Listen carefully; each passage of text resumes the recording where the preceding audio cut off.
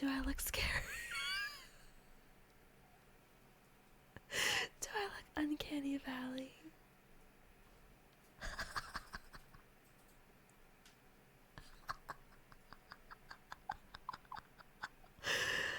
Oh my gosh. Am I scaring you? Also, can you hear me well? Because, recently I got a pop filter for my mic, so my P's and B's, they don't pop, pop, pop, pop. They're not as loud. So, just hoping that, I'm not too quiet or anything now. Thank you, thank you. Maybe I should have flipped the model the other way, because I'm facing this way. It's like I'm breaking my neck. Oh, thank you for the posture check, ZZZ. Thank you. Welcome in, everyone. Welcome in. Hi, hi, hi. Thank you for the daily treats. Honey, Chaos, Sir Cry. Thank you so much. Yeah, I should have flipped the model the other way. I forgot I'm looking this way. Thank you for the hydrate.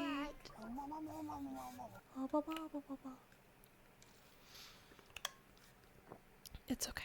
I have accepted. Oh. Thank you so much for the follow. Why, Casey? Thank you so much. I've kind of just accepted that I'm gonna look very Uncanny Valley today. So, yeah. Oh, thank you so much for the follow, ZZZ. Thank you, thank you. Oh my gosh, I'm not playing music. 1 second. 1 second. Please let me know if that is too loud or too quiet. It's probably too quiet right now, huh? Okay, that might be good. Okay, we'll see. If it's not loud enough, in about a minute, I'll probably turn it up some. But yeah, how's everyone doing? I hope you're all doing great. It's so good to see everyone here. I hope everyone is just as excited as I am for the holidays. We are 22 days away from Christmas. I'm so excited. But yeah, I hope everyone has something fun planned. I hope everyone has a lovely holiday. I know we're only on day 3 of December now, but hey, it's never too early to celebrate. I don't know. I feel like maybe I should fix this. It's gonna take a second to fix it though. I don't know. Yeah, let me fix it. I'll be right back. Please enjoy the Be Right Back screen music. 1 second.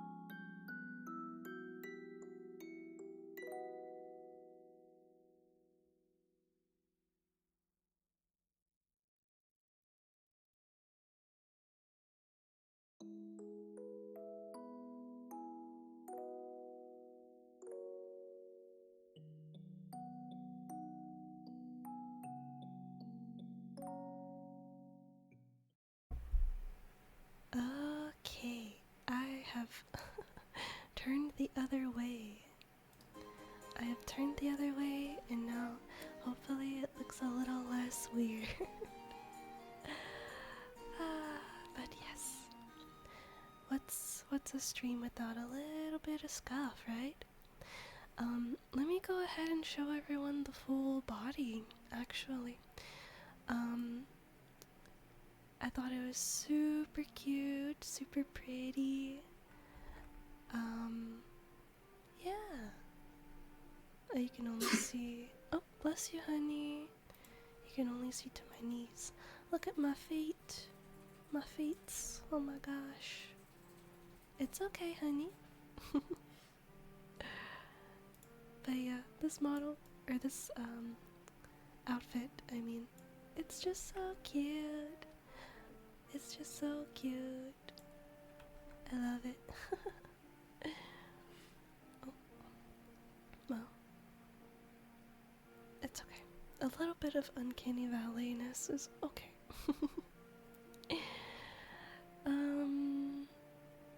So for today, actually, today I want to answer more anonymous questions from Telenim.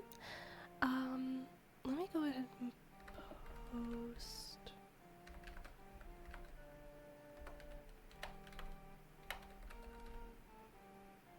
my Telenim link if anyone wants to ask me anything.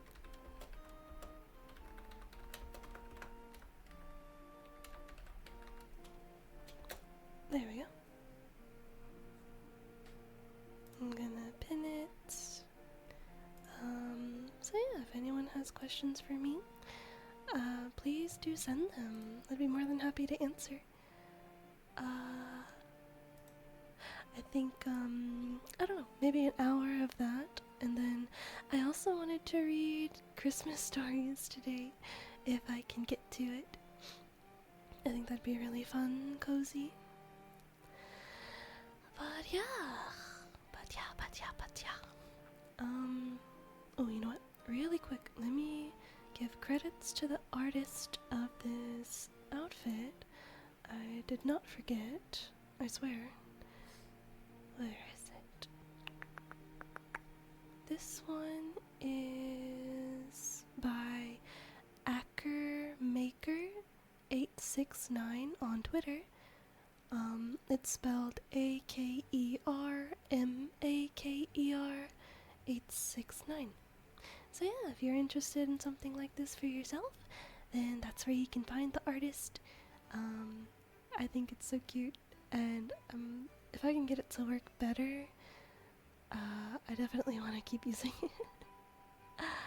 Peck! Holly jollies into your window. Oh my god, Santa Peck is here. Christmas came early. Hello. I hope you're doing well.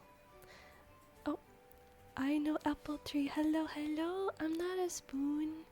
What do you mean? I'm not a spoon. Not right now, anyways. Maybe later. But yeah, it's good to see you again. So good to see everyone here again. But yeah, I look a little uncanny valley today. Hopefully that's the last time I'm gonna say it.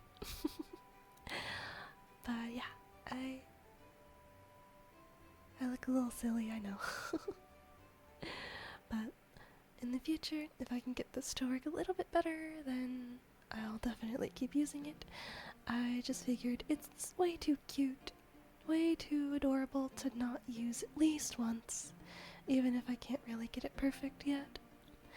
But yeah, maybe in the future when I have a not chibi model, this might look a little bit better. I don't know, we'll see. We will see. A wild polywag appears. Ooh. I look totally normal, thank you.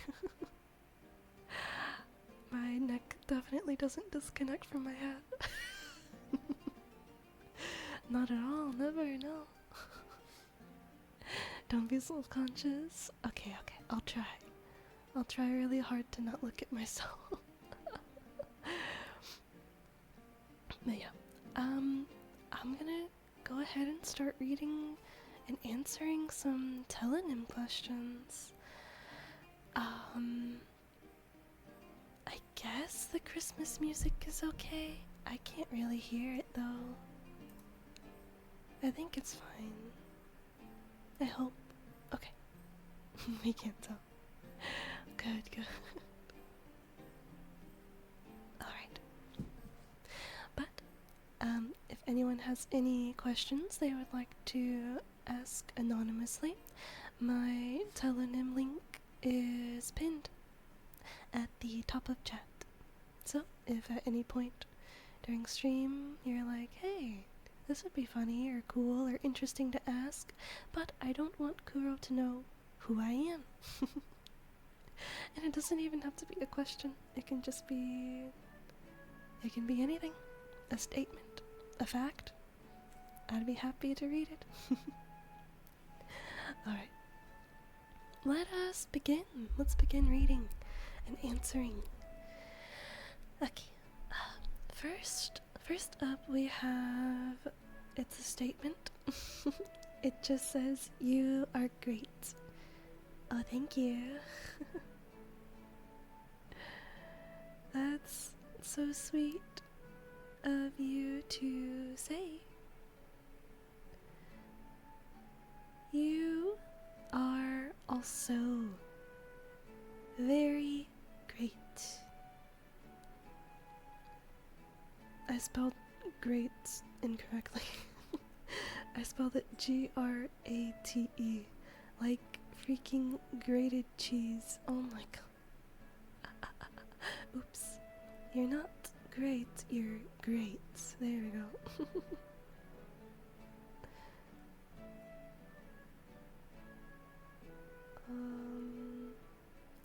Okay. Where's my smiling emoji? Oh, there it is. Alright. First one answered. Oh, hello, Jay. Hello, hello. How are you doing? So good to see you again. Today we're answering more telonym questions. Probably for just an hour today, because later I would like to read some Christmas stories. If I can find any. I'm sure I can. I'm just wondering if I should set it up in a way that you can also see the story, or should I just read it without showing the story as well? If there's pictures, I would like to, but if there's not pictures, then maybe it's not a big deal. Okay. Next question. How do you usually stay in touch with people you meet?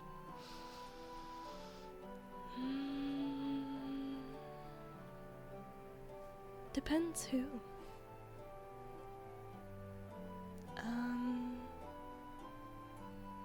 If it's... I don't know. If I meet someone, let's say, on Twitch, like if I stumble upon a stream or I make a new friend, usually communication is via any social media. Okay, let me write that before I forget what I said.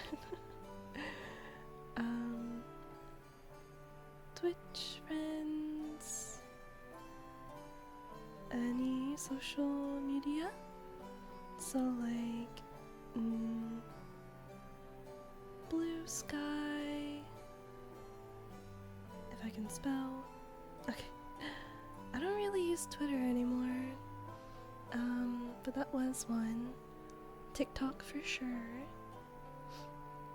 I love sending and receiving TikToks from all of my friends. Does Discord count?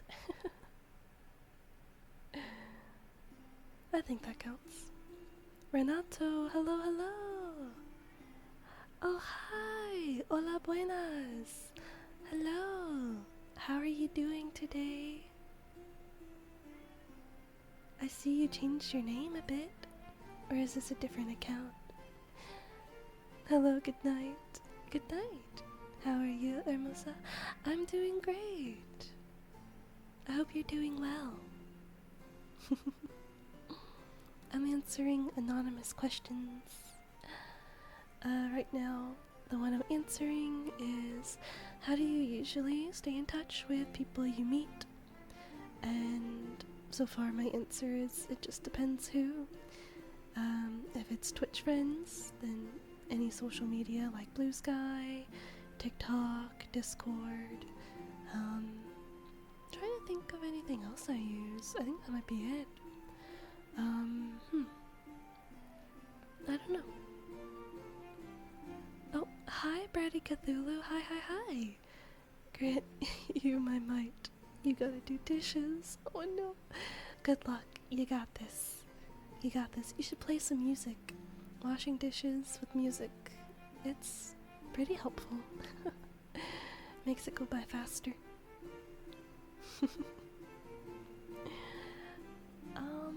But yeah, Blue Sky, TikTok, Discord. I think that's really all I use. Yeah, that's it. I'll just put etc. just in case I'm forgetting something. Face does not equal body. It's so funny. Yeah, my head is a chibi and the body is just like a normal a normal body. That's why it looks a little funny. But I don't care. I don't care. It's too cute. I had to use it. I had to. You listened to 1 hour of All I Want for Christmas while doing dishes yesterday. Oh my goodness. Hey, it's a good song. Hello, Zayden. Hi. Thank you for the daily treat. How are you doing? You can feel the Christmas spirit doing what? Oh my goodness. Oh my. Oh, thank you, Cthulhu. Thank you for the treat. You just woke up. Good morning. Goodness, what time is it for you? Good morning, good morning. I hope you have a great day. Or do you mean you just woke up from a nap? It's that weather. It's that season. Naps are just too good.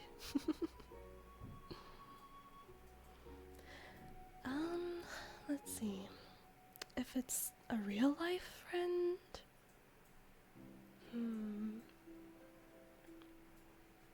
Let me fix. Okay. Oops. Yeah. Real life friend. You know, I don't really have many of those anymore.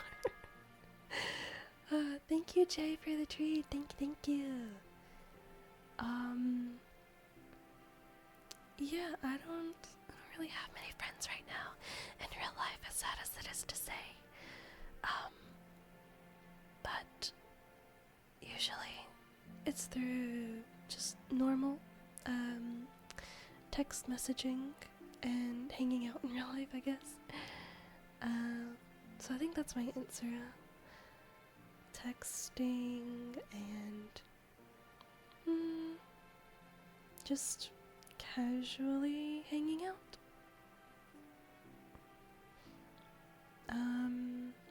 Yeah, I think that's my answer.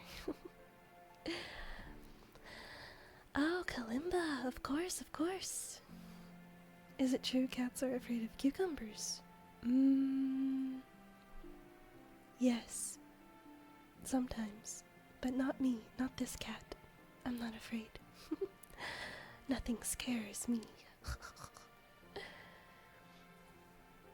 Excuse me. I am. You scared of cucumbers? You eat cucumbers, what are you saying? Do you have an Instagram spoon? I do not. That's one of the social medias I don't really use. So yeah, I don't have one. I only have TikTok, Blue Sky, and whatever else. Oh, YouTube, if that counts. Whatever's on my link tree. But yeah, I don't, at some point Instagram just wasn't appealing. So yeah, I don't use it. But let's play the Kalimba.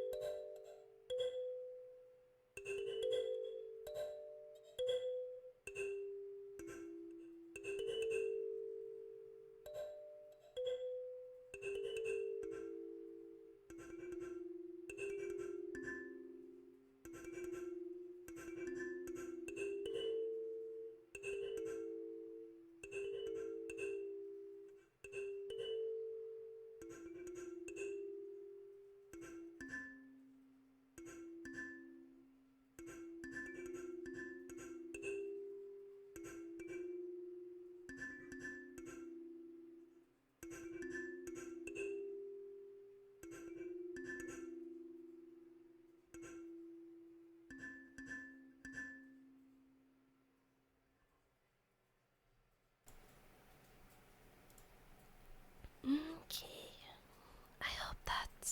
I hope that you enjoyed the little bit of kalimba playing. What?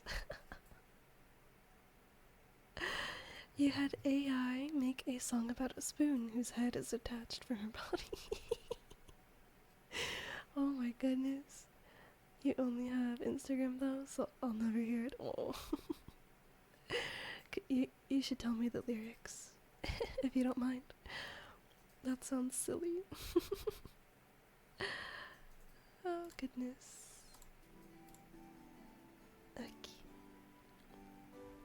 We have a new question. Oh my god, what is this? That's not a question. What is this? Let's read it. Greetings, I'm Karehara Kazuha, and today I'm gonna show you how to puppet your worst enemy. First, you grab their ankles like so, then puppet them? This is for everything you put me through. Thanks for watching. Who sent me this? Lamia, are you here? Was this Lamia? Oh my goodness. I don't get this one. I've never seen this one before. Oh my goodness. This is silly.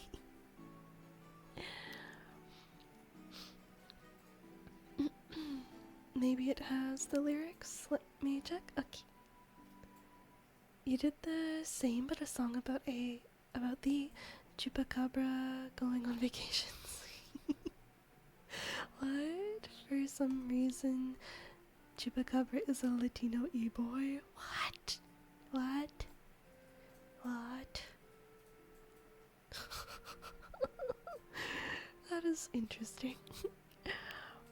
You can say raw, like a raw egg.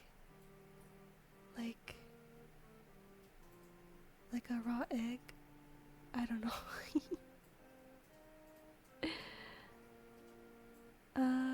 You're absolutely not here at all. What do you mean? You're right there. I see ya. Hi, Lamia. Hello. How are you doing? Did you send me this? Did you send me this this telenym? I don't even know how to respond to it. I don't know. Oh goodness. Oh, like rar? Rar. That's all I got. Oh, thank you for the daily treat, Renato. Thank you. Oh.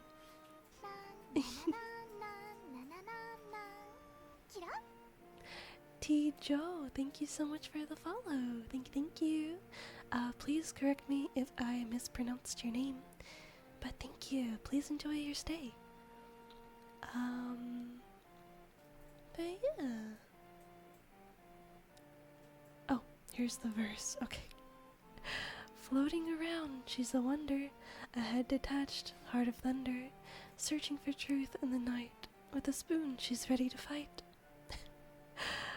Oh, darling, head in the clouds, body's free, spinning around. That is so funny. That's actually so funny. I love it. Oh my gosh. Lamia, you may or may not have sent that. I think you definitely did. Oh my goodness. I love it though. I love it. I haven't seen that one. I need to see it.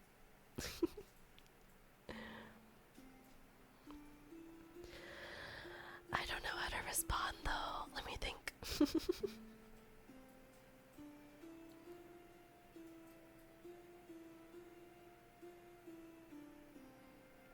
Oh, you're gonna send me all the videos? Please. Yes, please. I've only seen a few. I don't know why I can't find the rest. No response. I don't know. I'm just gonna send wind emojis because Kazu has an emote. Oh, Cthulhu, thank you for the head pats. Thank you. Is there not a wind emoji? This works.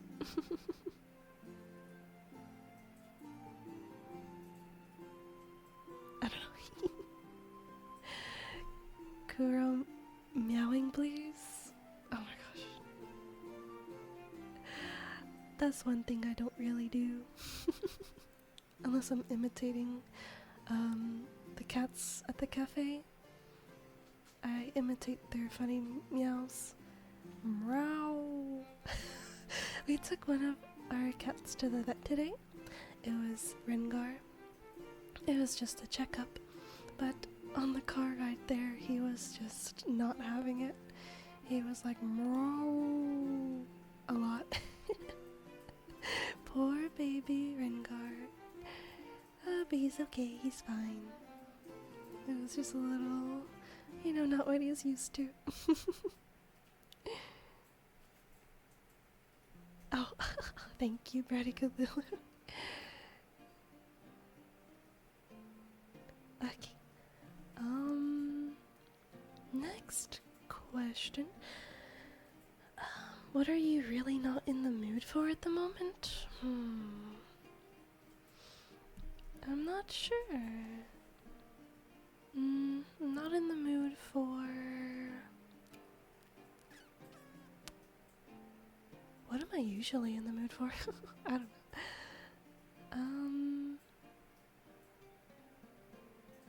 I don't know.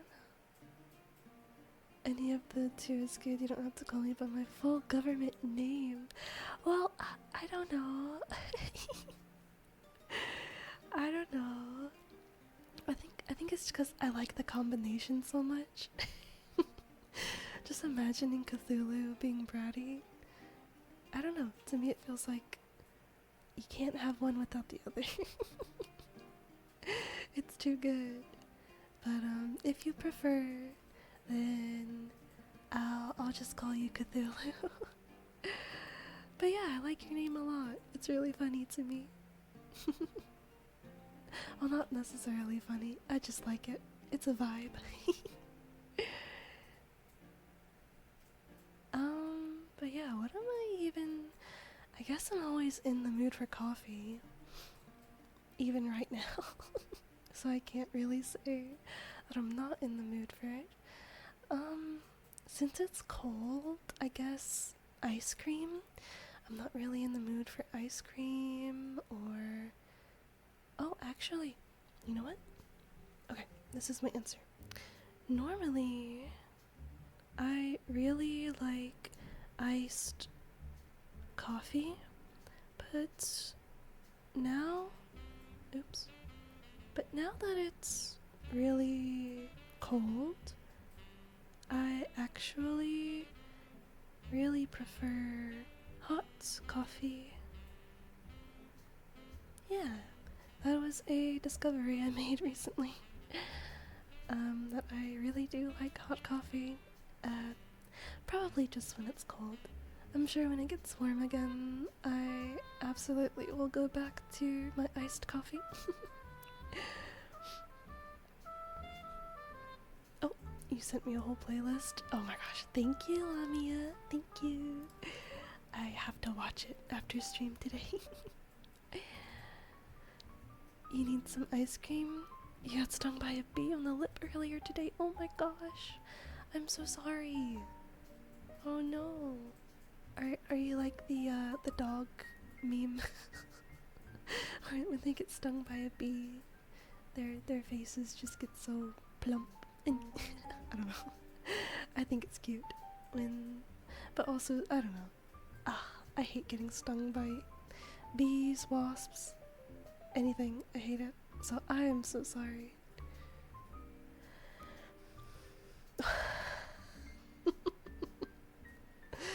Auto mod, relax. Oh my goodness. Oh goodness. That's funny. But yeah, get some ice cream if you can. What's everyone's favorite ice cream flavor? I think right now mine is raspberry dark chocolate. Oh my god, it's so good. Oh, humming, you got it.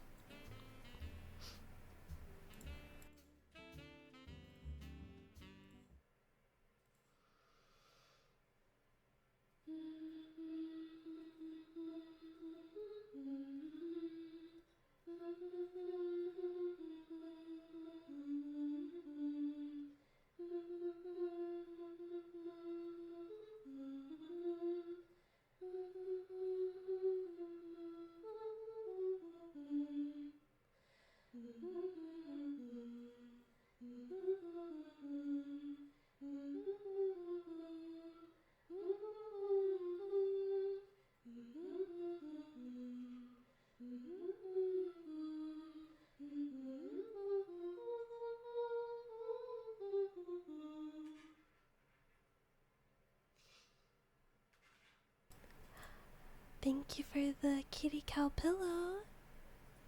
Thank you, Aiden. Oh, and Kalimba. Oh, let me finish humming and then I will absolutely get to the Kalimba.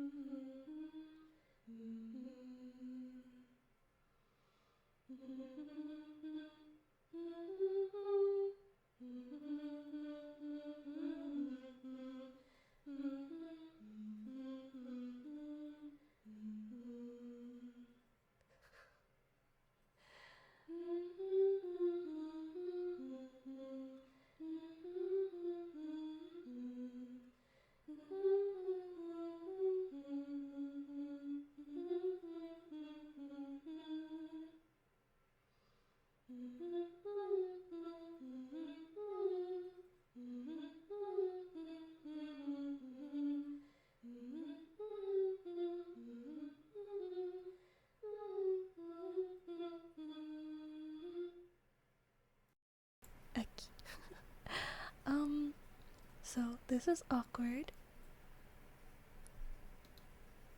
This is awkward. I can't be bald and not have my body.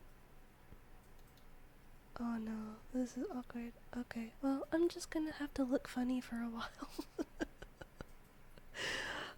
Pretend like you don't see my feet.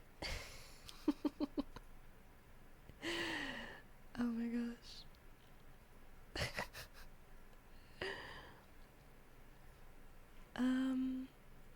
Let me read chat real quick.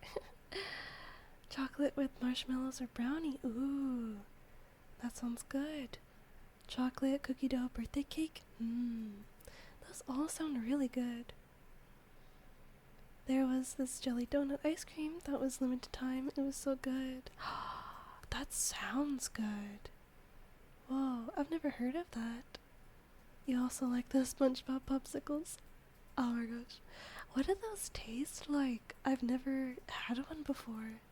I'd imagine it's fruity, like a pineapple, but I don't know. She's distracted. You took my wig. You took my hair.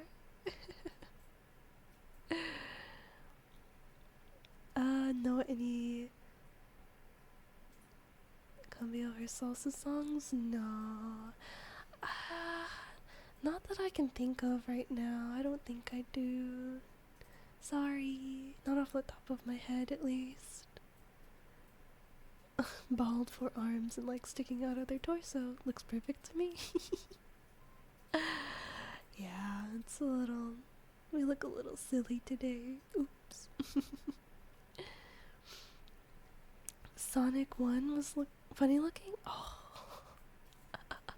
Hi, kitty. Hello. How are you doing? I hope you're doing really well. Your stream was amazing yesterday. You look so cute.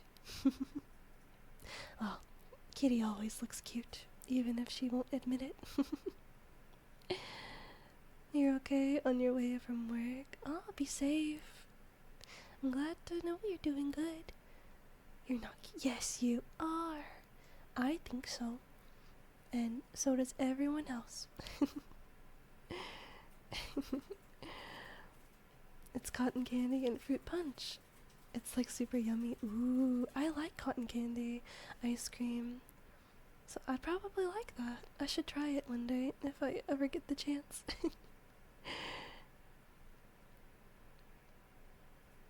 That's not your band. I'm kidding. I'm kidding. Uh, oh.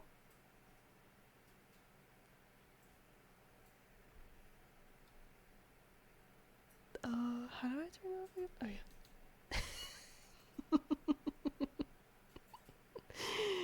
There we go. You didn't see that?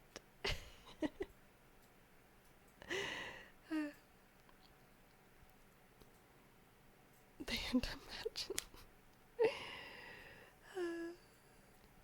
I would never ban my husband.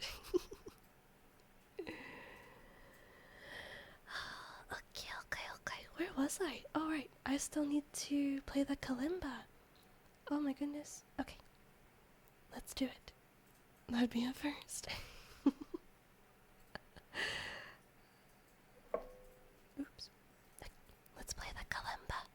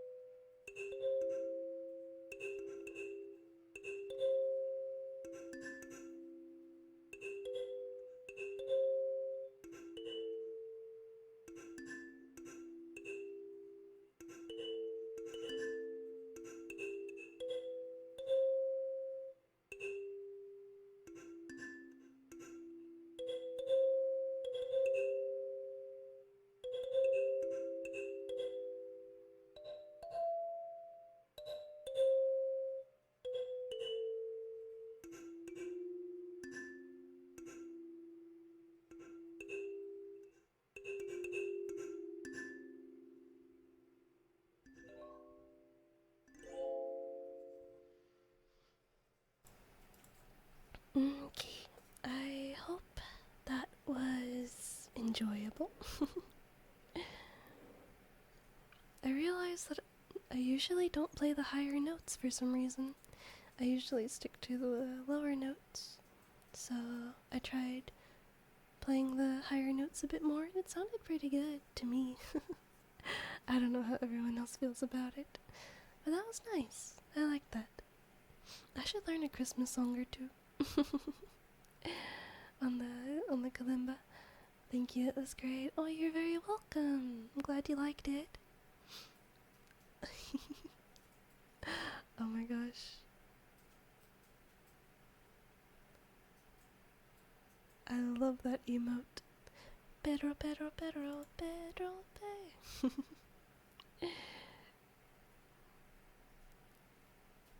Okay. Where was I? Oh, right. I never even finished this.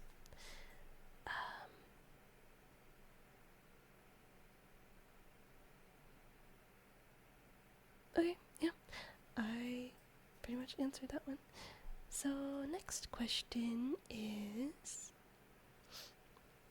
opinion on people who live life according to horoscopes.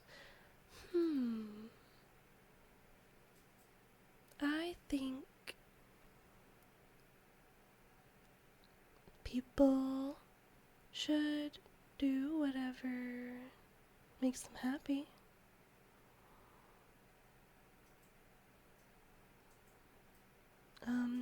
As long as they aren't hurting anyone. Yeah, as long as their actions aren't harmful to others, then I say do whatever you want.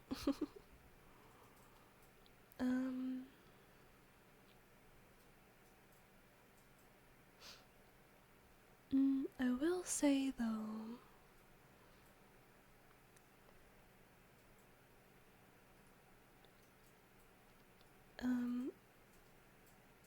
it's probably not the best idea to rely on horoscopes for every aspect of life. Finding a balance is probably the best, in my opinion. Like, basically I'm saying live your own life. Don't, like, base your whole self on your horoscope, I guess.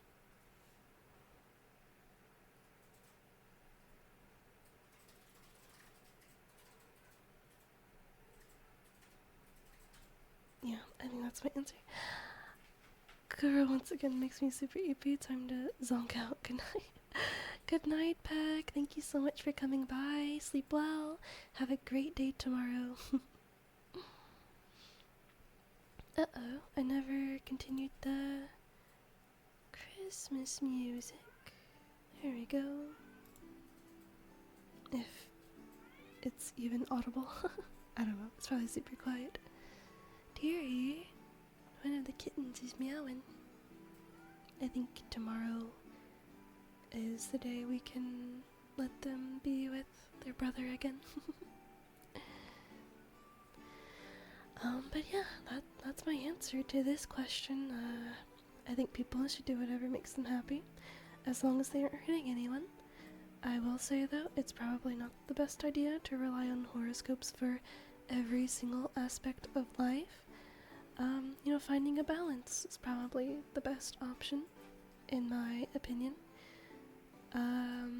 Live your own life. Don't base your whole self on your horoscope. That's my answer.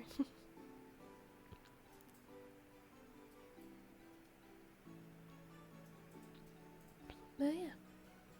Oh, new question alert. Do you like plants? I do.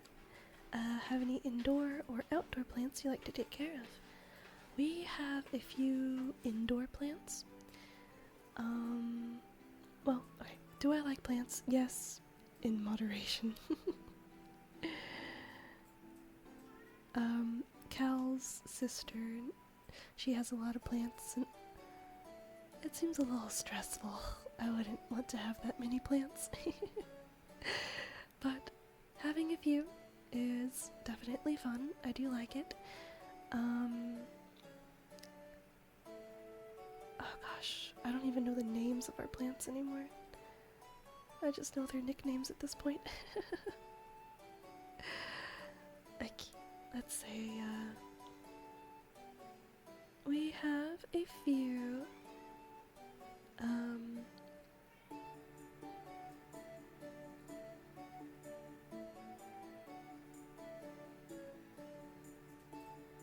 I know for sure one of them is called False Shamrock. Oh. Let's see. What's Mickey's species, honey, if you remember? I think it's like alocasia or something. Do all questions have to go on the link? Oh, does this one have to go there too? Oh man, did that one also? What?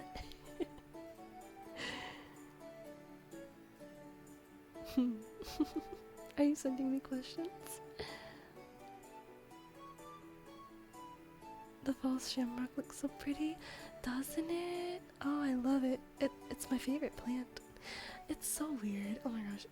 It keeps dying and then coming back to life inside. The one that... Okay, one day we were changing the pots, and one of the seeds, I guess? Oh, it's not a seed. It's like where it grows out of. One of those fell off and landed in our little, like, waterway gutter thing in the ground under the grates, the metal grates. The bulb, yes. Oh my god, thank you. That went into under the grates where it's like watery and muddy and dark, and that one is thriving more than the one we have inside. What do you mean? So I'm thinking maybe one day I should just move it to outside and let it be an outdoor plant. It seems like it likes to be outside more than inside. But probably not right now since it's really cold. Maybe when it gets warmer, it might thrive better outside. But yeah, that's just my thoughts on it.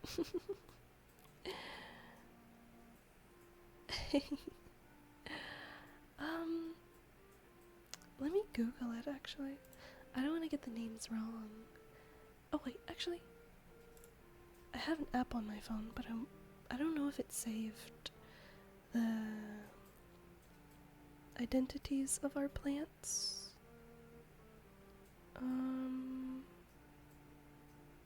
Let me check.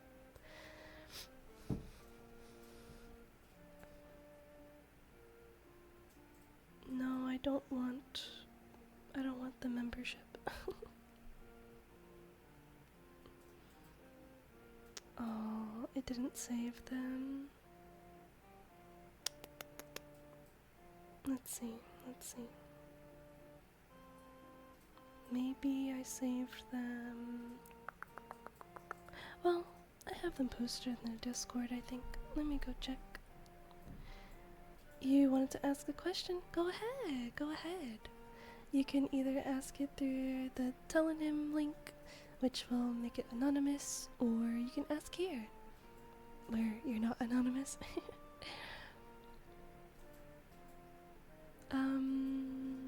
But yeah.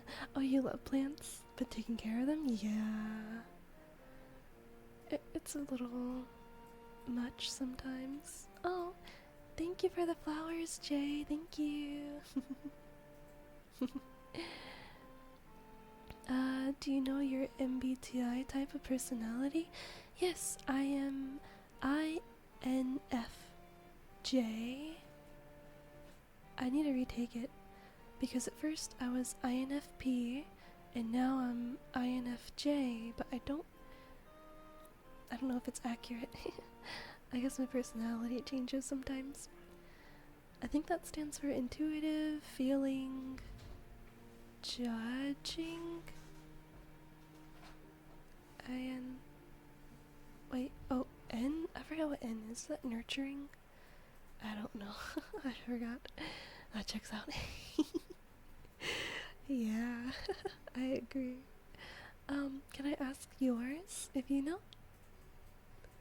If anyone else knows theirs, I would love to hear it. Maybe I should retake the test today. Just for fun. ENFP? Oh, we're very similar.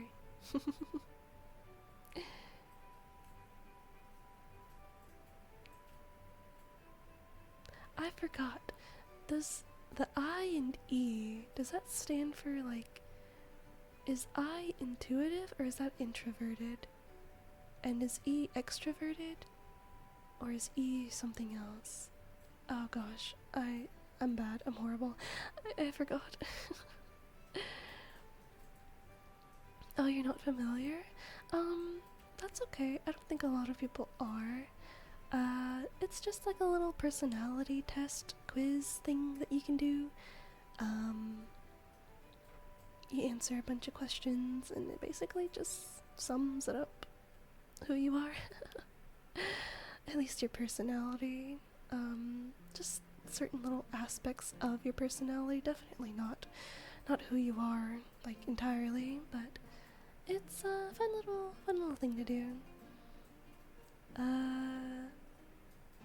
Any of the two? I do consider them as introverted and extroverted. Oh, okay. Makes sense. Oh, thank you so much for the follow, Ezio the Fox. Thank you. Please enjoy your stay. What did I say I was doing? I think I was checking. Oh, thank you for the daily treat, Ezio. Ezio? Please correct me if I'm mispronouncing it. But yeah, I think we posted our plants somewhere. Let me see.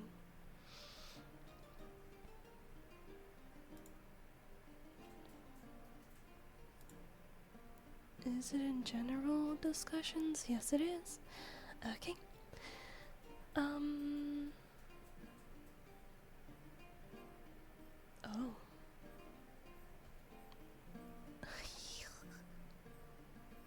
Oh my gosh, the first plant we named chicken liver because it came in it was potted in a chicken liver container.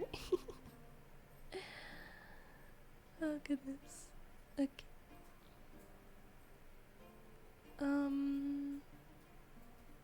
Its real name though is oh gosh, that's the scientific name. I'm gonna butcher it, so I'm just gonna say the other, like the nickname, I guess. It's called the mother-in-law plant, or poison arum. It's very pretty. It really hasn't grown much though, I don't think, since we got it. It's just kind of been static, just the same. And there's the false shamrock. So beautiful, my favorite.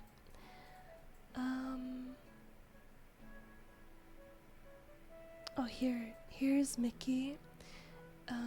It's an alocasia. I guess Mickey Mouse is its name as well. Alocasia Mickey Mouse. It's very pretty. And then we've got some little plants, actually. One of these has grown so much. It's so long now.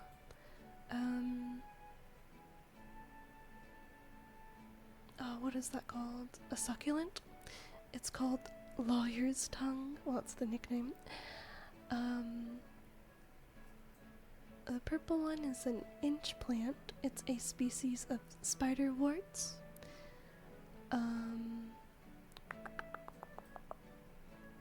That's the one that has grown so long. Oh my goodness. And I think it's the last one. It's pink. I think it was called like a pink Annie or something. But its real name is a nerve plant. It was all pink, and then it kind of died. Taking care of plants is hard, okay? It kind of died. I cut off the dead parts, and now it's regrowing, and it's not as pink. It's actually a lot more green now. But thank you so much for the follow, Angel. Thank you, thank you. Please enjoy your stay. Hi, welcome in. Oh, let me catch up on chat. I'm so sorry. Oh, Angel, thank you for the treat.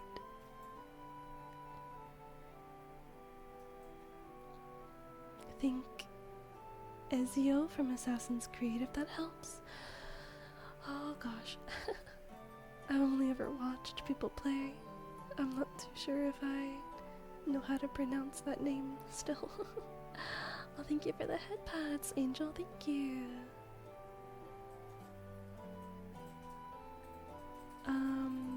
What is that? You take the test and the results will tell you. Your name is Walter Hartwell White. Oh my gosh. That's too funny. Oh, you got Fennekin. Aww. Yay.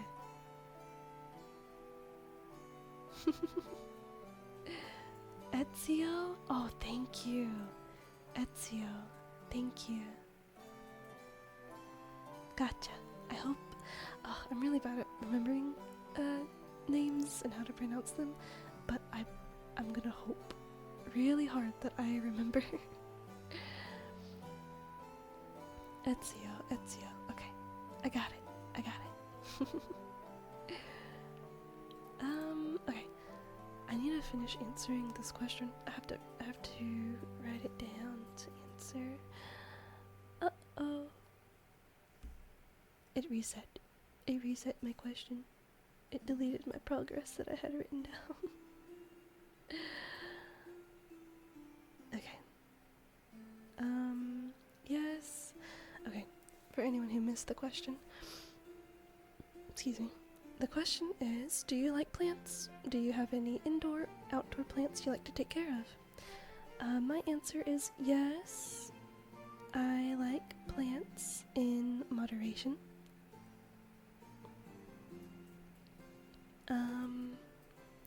We have a few, and I'll list them.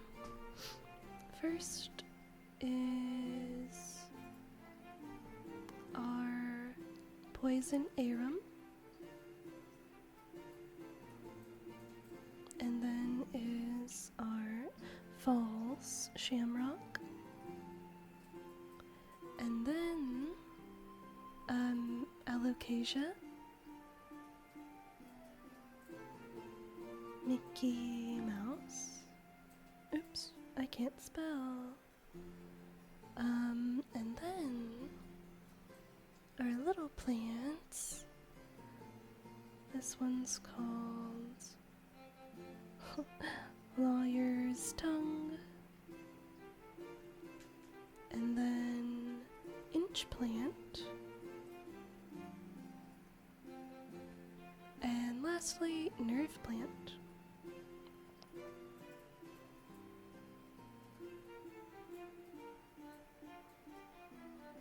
Yeah, I think that's all our plants that we have right now.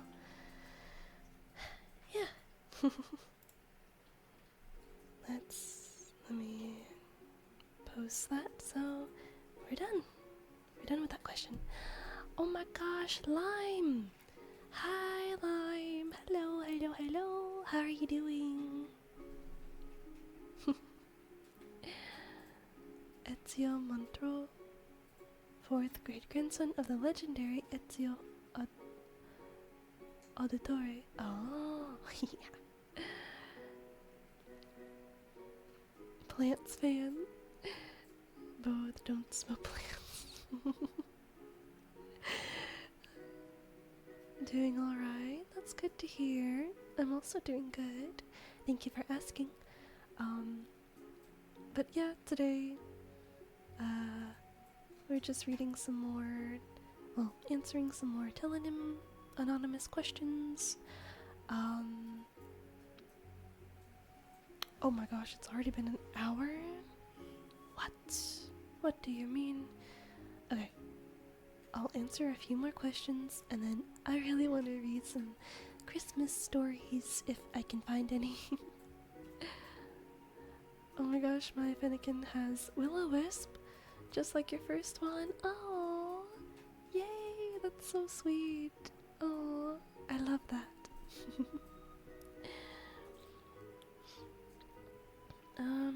Let's see. Naruto or Sasuke?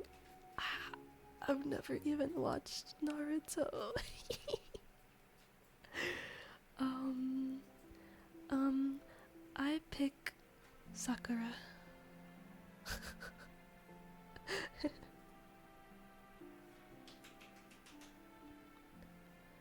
Cal started clapping. I don't know why.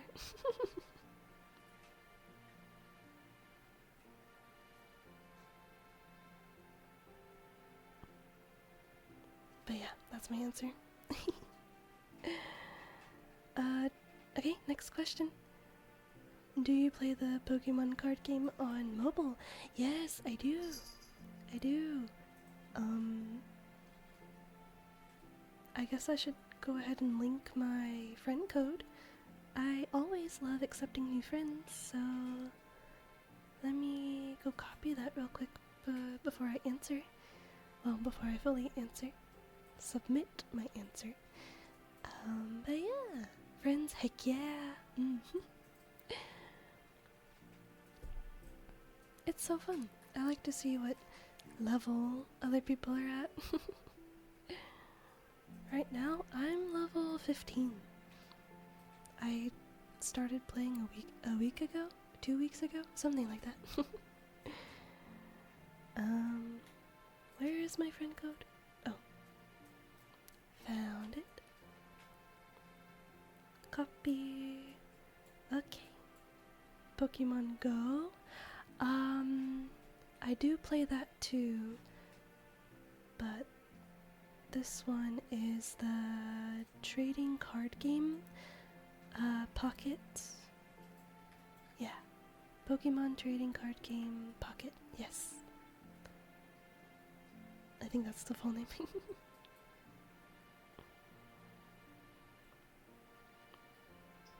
Okay. Yeah, add me if you'd like.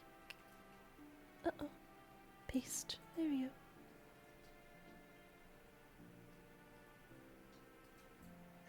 Oh.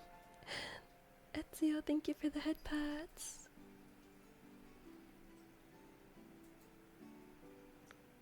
Okay.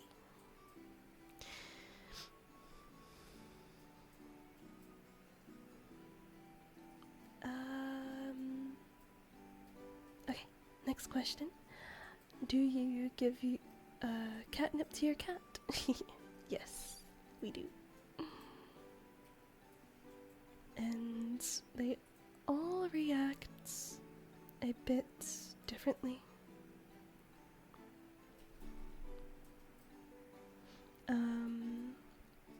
Rengar, for example, becomes even more of a menace.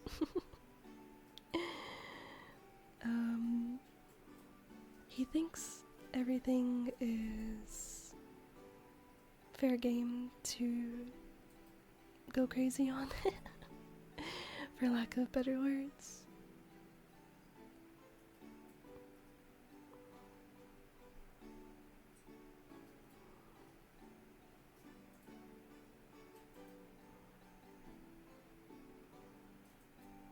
And by go crazy, I mean just play kind of aggressively.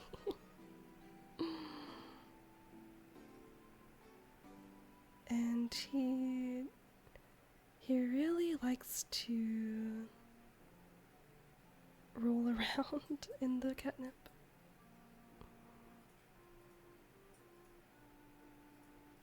I don't know why, he's a little bit silly for that.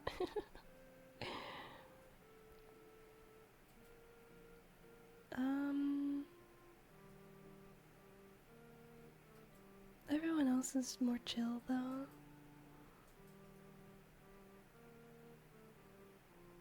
And just like casually playful.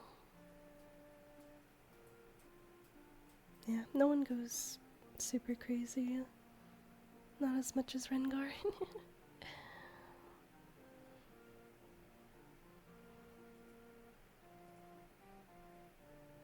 But yeah, that's my answer. Nessun problema adorabil gatino. No problem, adorable little kitty. Oh. For a second, I thought you were gonna say Super Saiyan. Oh my gosh. Yeah, that's Rengar. He does that. Ooh. ASMR trigger request. Mic brushes, if possible. Oh goodness. I've been meaning to get a brush so I can do mic brushes, but let me see what I have. 1 second.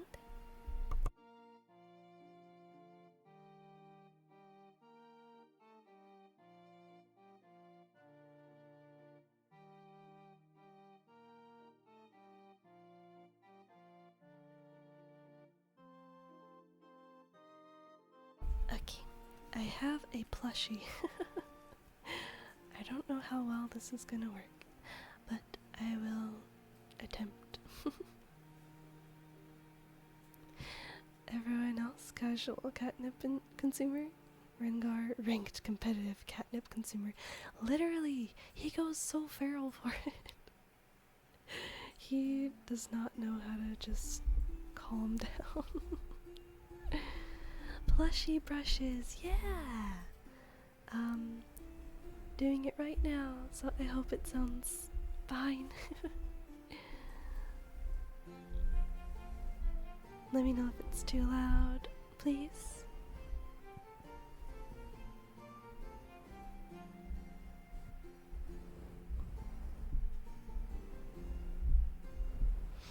Anyway, I'm going to call it a night. Glad to have found you in your stream, girl. Oh, thank you, Ezio. Thank you so much for being here. But yeah, good night. Sleep well. Have a great day tomorrow. I'm very happy you're here. It was great talking.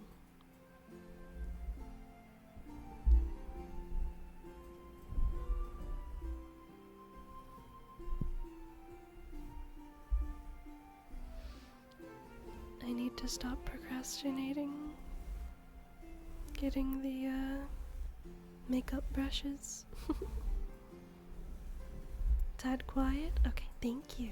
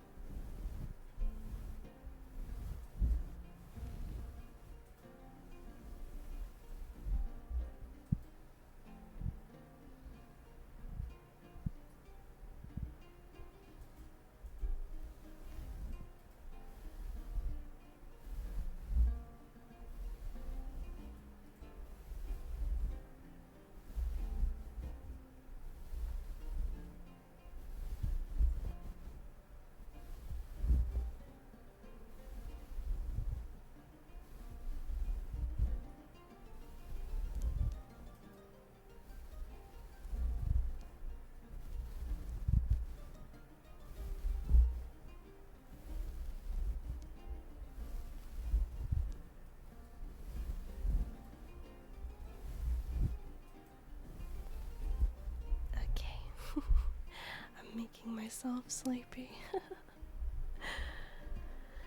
I hope that was good though. Okay, good night, Ezio. Sleep well.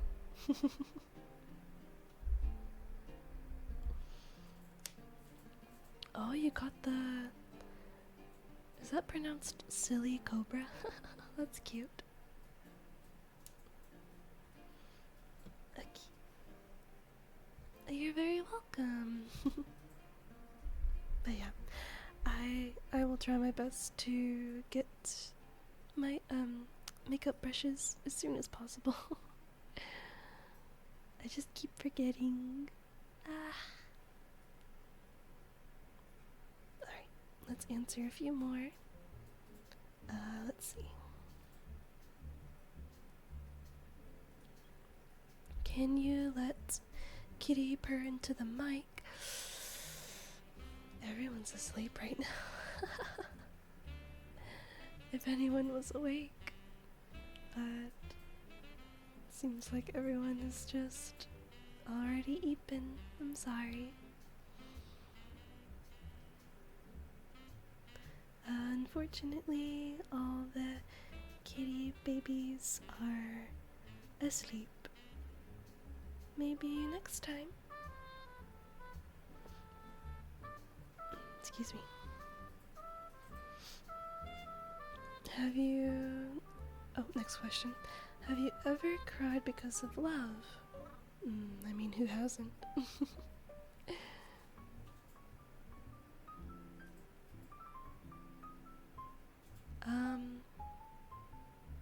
To put it simply, yes. But it's not always a sad thing.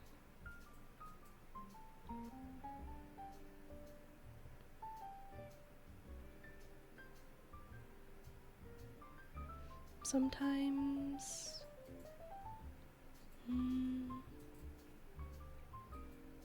I don't know how to word it.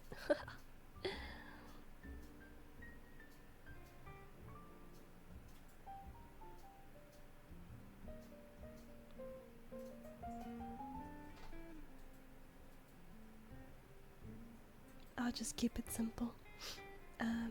Yes, but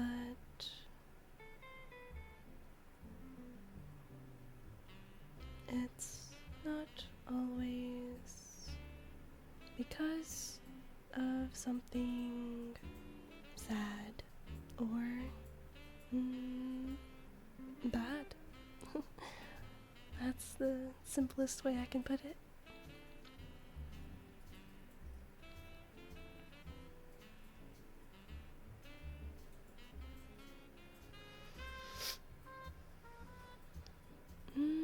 Okay, I think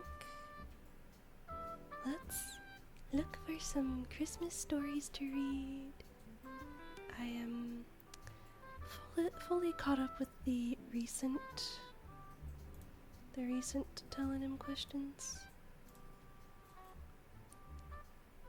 If I get any new ones during stream though, I will answer them.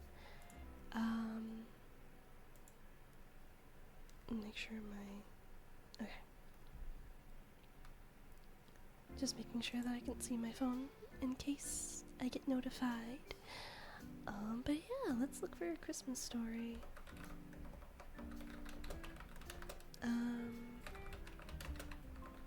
Let's see. Short stories. Short stories, nothing too long.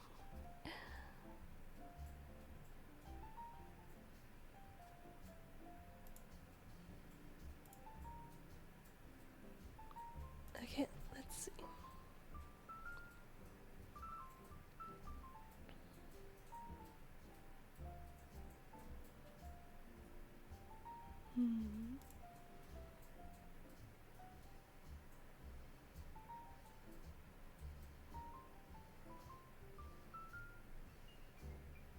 I don't think any of these have pictures.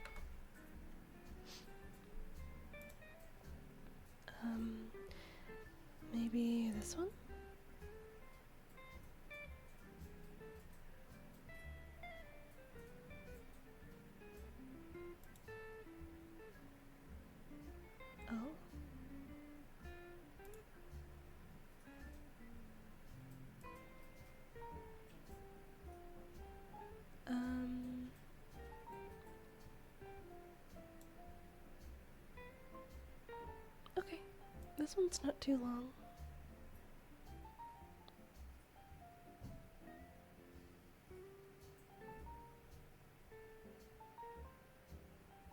I think this is the full thing.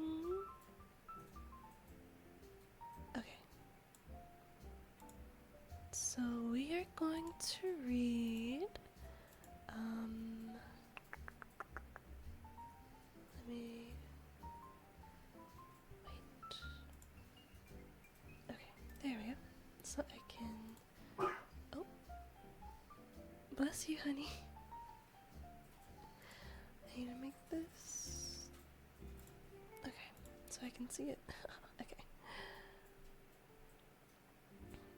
You're welcome. Let me see if I can turn this way. Alright. Oh, sorry.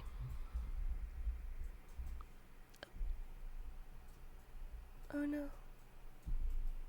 Okay, well, that works. Alright. We are going to read The Gift of the Maggie? I don't know how to pronounce it. Maybe I should look it up real quick.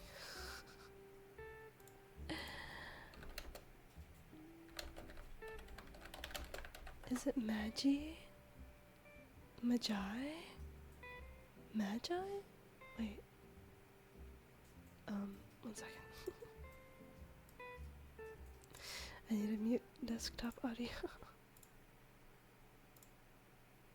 Okay, Magi. It says Magi.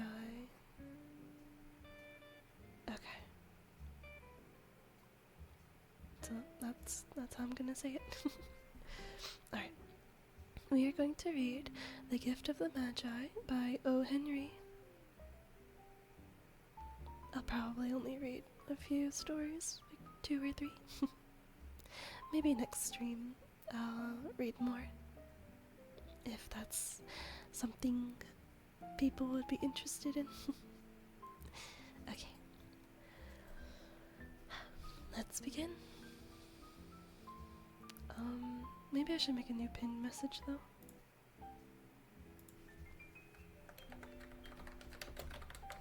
Currently reading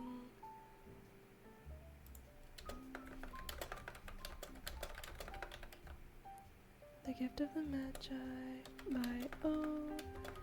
Henry. Did I spell that right? Okay, yes. Okay. Okay. That's good. Okay. Let's begin. The Gift of the Magi. $1.87. That was all, and 60 cents of it was in pennies.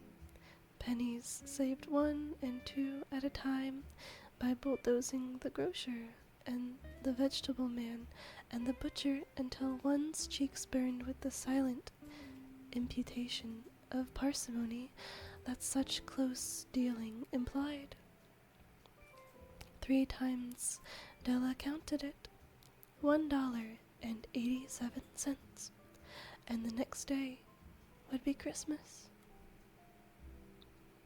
There was clearly nothing to do but flop down on the shabby little couch and howl, so Della did. Am I pronouncing this right? Is it Della or Deya? Oh man, I hope I'm saying it right. Which instigates the moral reflection that life is made up of sobs, sniffles, and smiles, with sniffles predominating. While the mistress of the home is gradually subsiding from the first stage to the second, take a look at the home. A furnished flat at $8 per week. It did not exactly beggar description, but it certainly had that word on the lookout for the Mendicity squad. In the vestibule below was a letterbox into which no letter would go, and an electric button from which no mortal finger could coax a ring. Also, appertaining thereunto was a card bearing the name Mr. James Dillingham Young. The Dillingham had been flung to the breeze during a former period of prosperity when its possessor was being paid $30 per week.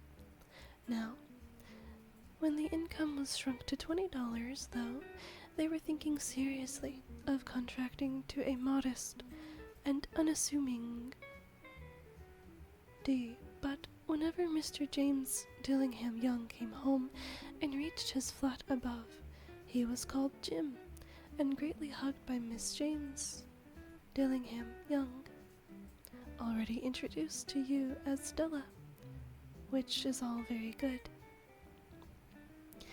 Della finished her cry and attended to her cheeks with the powder rag.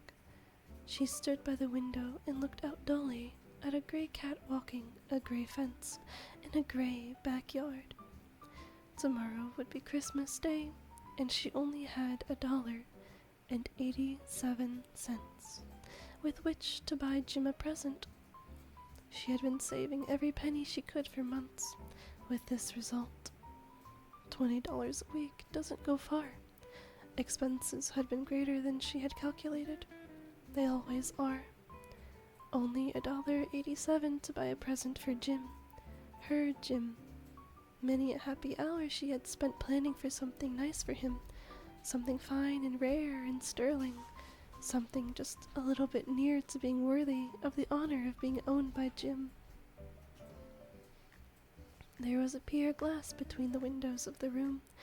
Perhaps you have seen a pier glass in an $8 flat. A very thin and very agile person may, by observing his reflection in a rapid sequence of longitudinal strips, obtain a fairly accurate conception of his looks. Della, being slender, had mastered the art. Suddenly, she whirled from the window and stood before the glass. Her eyes were shining brilliantly, but her face had lost its color within 20 seconds. Rapidly, she pulled down her hair and let it fall to its full length. Now, there were two possessions of the James Dillingham Youngs in which they both took a mighty pride. One was Jim's gold watch that had been his father's and his grandfather's. The other was Della's hair. Had the Queen of Sheba lived in the flat across the air shaft, Della would have let her hair hang out the window some day to dry, just to depreciate Her Majesty's jewels and gifts. Had King Solomon been the janitor, with all his treasures piled up in the basement, Jim would have pulled out his watch every time he passed, just to see him pluck at his beard from envy. So now, Della's beautiful hair fell about her, rippling and shining like a cascade of brown waters. It reached below her knee and made itself almost a garment for her, and then she did it up again nervously and quickly. Once she faltered for a minute and stood still, while a tear or two splashed on the worn red carpet. On went her old brown jacket, on went her old brown hat, with a whirl of skirts and with the brilliant sparkle still in her eyes. She fluttered out the door and down the stairs to the street. Where she stopped, the sign read, "Ni Sofroni, hair goods of all kinds." One flight up Della ran and collected herself, panting. Madame, large, too white, chilly, hardly looking the Sofroni. "Will you buy my hair?" asked Della. "I buy hair," said Madame. "Take your hats off and let's have a sight at the looks of it." Down rippled the brown cascade. $20, said Madame, lifting the mass with a practiced hand. "Give it to me quick," said Della. "Oh," and the next 2 hours tripped by on rosy wings. Forget the hashed metaphor. She was ransacking the stores for Jim's present. She found it at last. It surely had been made for Jim and no one else. There was no other like it in any of the stores, and she had turned all of them inside out. It was a platinum fob chain, simple and chaste in design, properly proclaiming its value by substance alone, and not by meretric... I'm sorry. meretricious ornamentation, as all good things should do. It was even worthy of the watch. As soon as she saw it, she knew that it must be Jim's. It was like him, quietness and value. The description applied to both. $21 they took from her for it, and she hurried home with the 87 cents. With that chain on his watch, Jim might be properly anxious about the time in any company. Grand as the watch was, he sometimes looked at it on the sly on account of the old leather strap that he used in place of a chain. When Della reached home, her intoxication gave way a little to prudence and reason. She got out her curling irons and lighted the gas and went to work repairing the ravages made by the generosity added to love, which is always a tremendous task, dear friends, a mammoth task.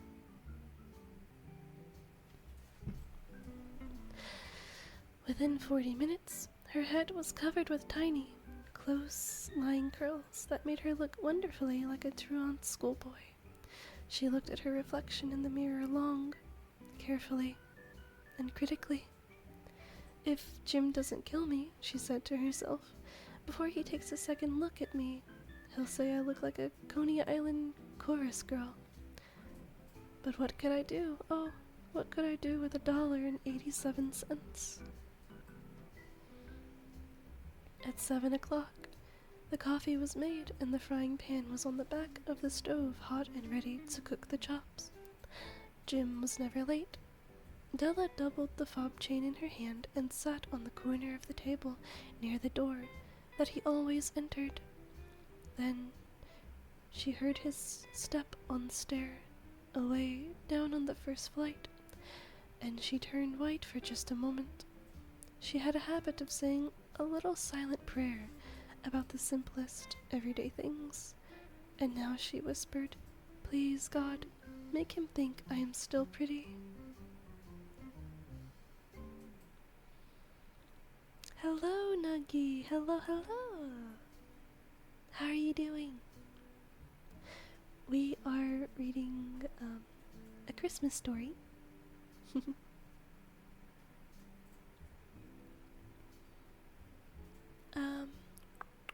The door opened, and Jim stepped in and closed it. He looked thin and very serious. Poor fellow, he was only 22, and to be burdened with the family. He needed a new overcoat, and he was without gloves. Jim stopped inside the door, as immovable as a setter at the scent of quail. His eyes were fixed upon Della, and there was an expression in them that she could not read, and it terrified her. It was not anger, nor surprise, nor disapproval, nor horror, nor any of the sentiments that she had been prepared for. He simply stared at her fixedly with that peculiar expression on his face.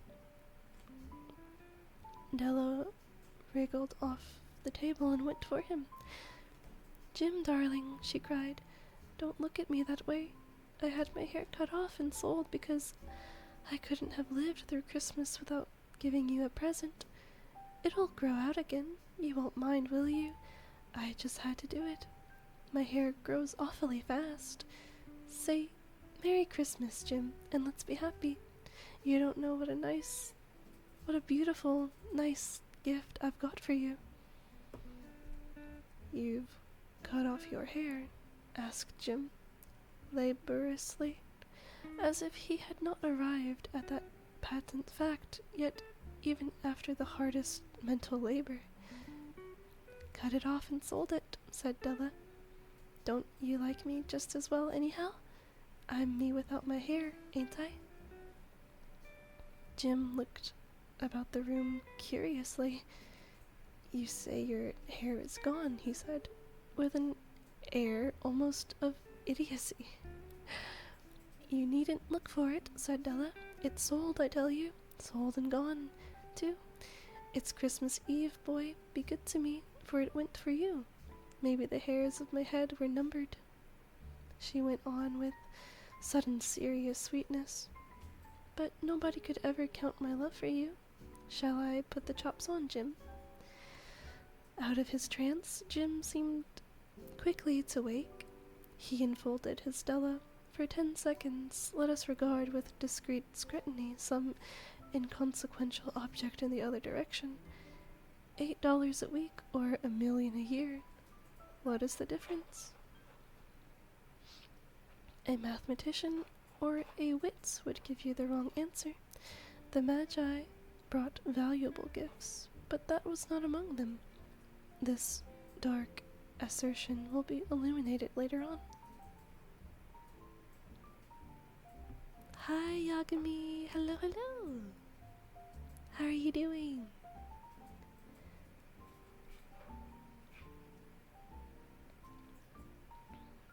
Jim drew a package from his overcoat pocket and threw it upon the table. Don't make any mistake, Del, he said. About me. I don't think there's anything in the way of a haircut or a shave or a shampoo that could make me like my girl any less. But if you'll unwrap that package, you may see why you had me going a while at first. White fingers and nimble tore at the string and paper, and then an ecstatic scream of joy, and then alas, a quick feminine change to hysterical tears and wails, necessitating the immediate employment of all the comforting powers of the lord of the flat. For there lay the combs, the set of combs, side and back, that Della had worshipped long in a Broadway window. Beautiful combs, pure tortoiseshell, with jeweled rims. Just the shade to wear in the beautiful vanished hair. They were expensive combs, she knew, and her heart had simply craved and yearned over them without the least hope of possession. And now they were hers, but the tresses that should have adorned the coveted adornments were gone. But she hugged them to her chest, and at length she was able to look up with dim eyes and a smile and say, "My hair grows so fast, Jim." And then Della leaped up like a little singed cat, singed cat, and cried, "Oh, oh!" Jim had not yet seen his beautiful present. She held it out to him eagerly upon her open palm. The dull, precious metal seemed to flash with the reflection of her bright and ardent spirit. "Isn't it a dandy, Jim? I hunted all over town to find it. You'll have to look at the time 100 times a day now. Give me your watch. I want to see how it looks on it."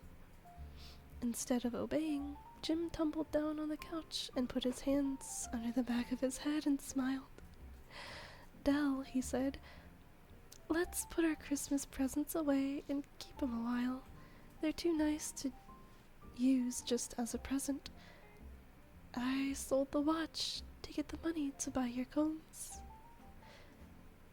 And now, suppose you put the chops on." The Magi, as you know, were wise men, wonderfully wise men, who brought gifts to the babe in the manger. They invented the art of giving Christmas presents. Being wise, their gifts were no doubt wise ones, possibly bearing the privilege of exchange in case of duplication. And here I have lamely related to you the uneventful chronicle of 2 foolish children in a flat, who most unwisely sacrificed for each other the greatest treasures of their house. But, in a last word to the wise of these days, let it be said that all of who give gifts, these two were the wisest of all who give and receive gifts, such as they are wisest. Everywhere they are wisest, they are the Magi.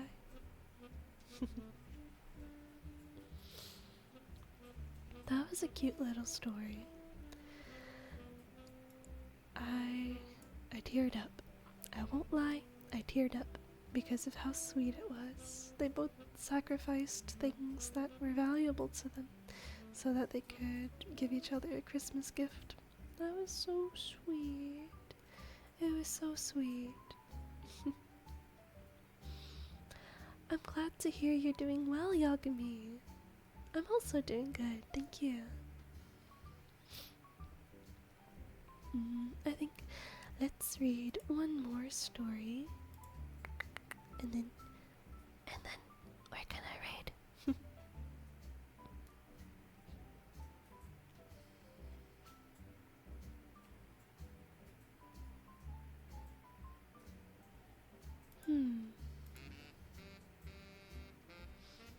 Oh. Okay, maybe not that one. That one's a little bit long.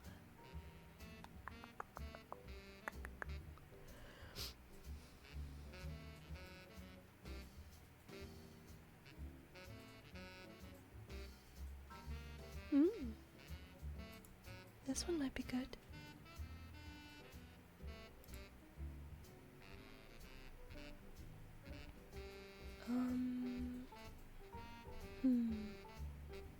Never mind, it's pretty long. I'm looking for, short-ish story.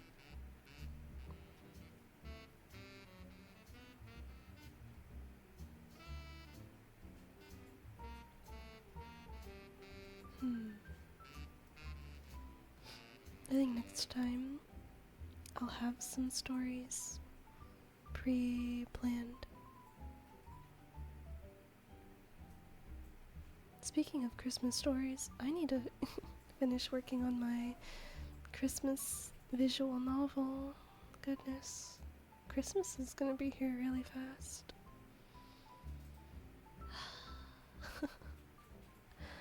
I think I'm like 60% done.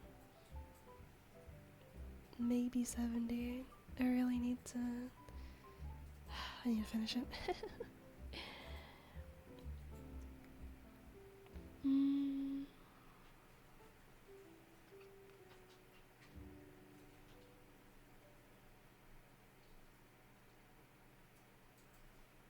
Oh, I remember this one. The Little Match Girl. Oh my god, that one's sad. I don't want to read another sad one. Well, the first one wasn't sad, but it made me tear up. I'm gonna read a really sweet one.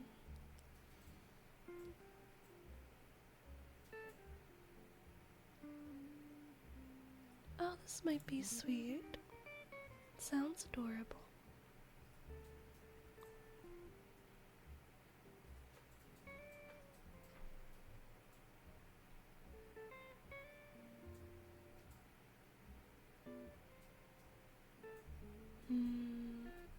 Nah, not that one. I'm very picky. Okay, either this one or this one.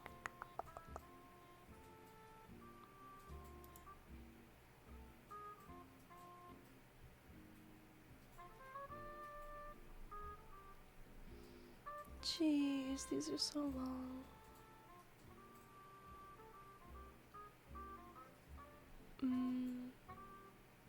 Okay, I'm gonna read this one. This one is called A Christmas Memory by Truman Capote. Okay, let me copy and paste that.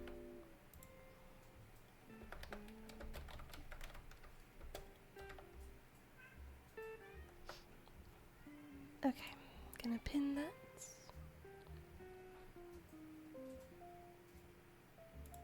And Let's read.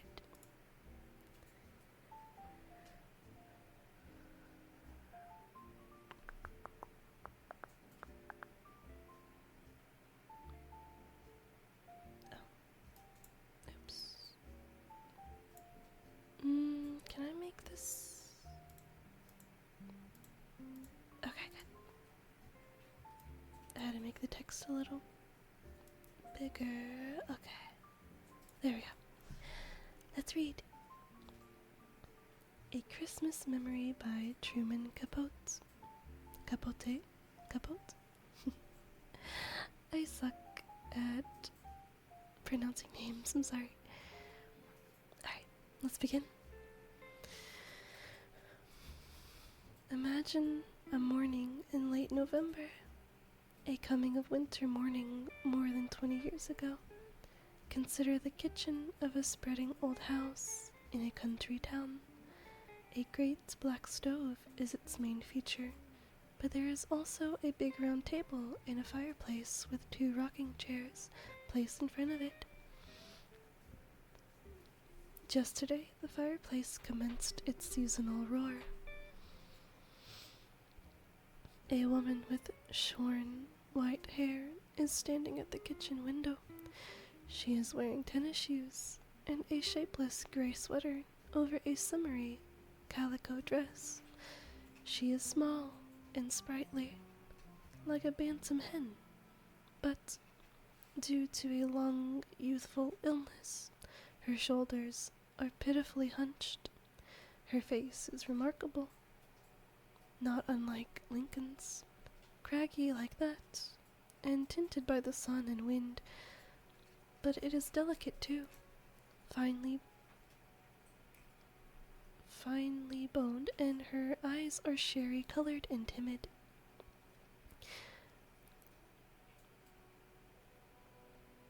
"Oh my," she exclaims, her breath smoking the window pane.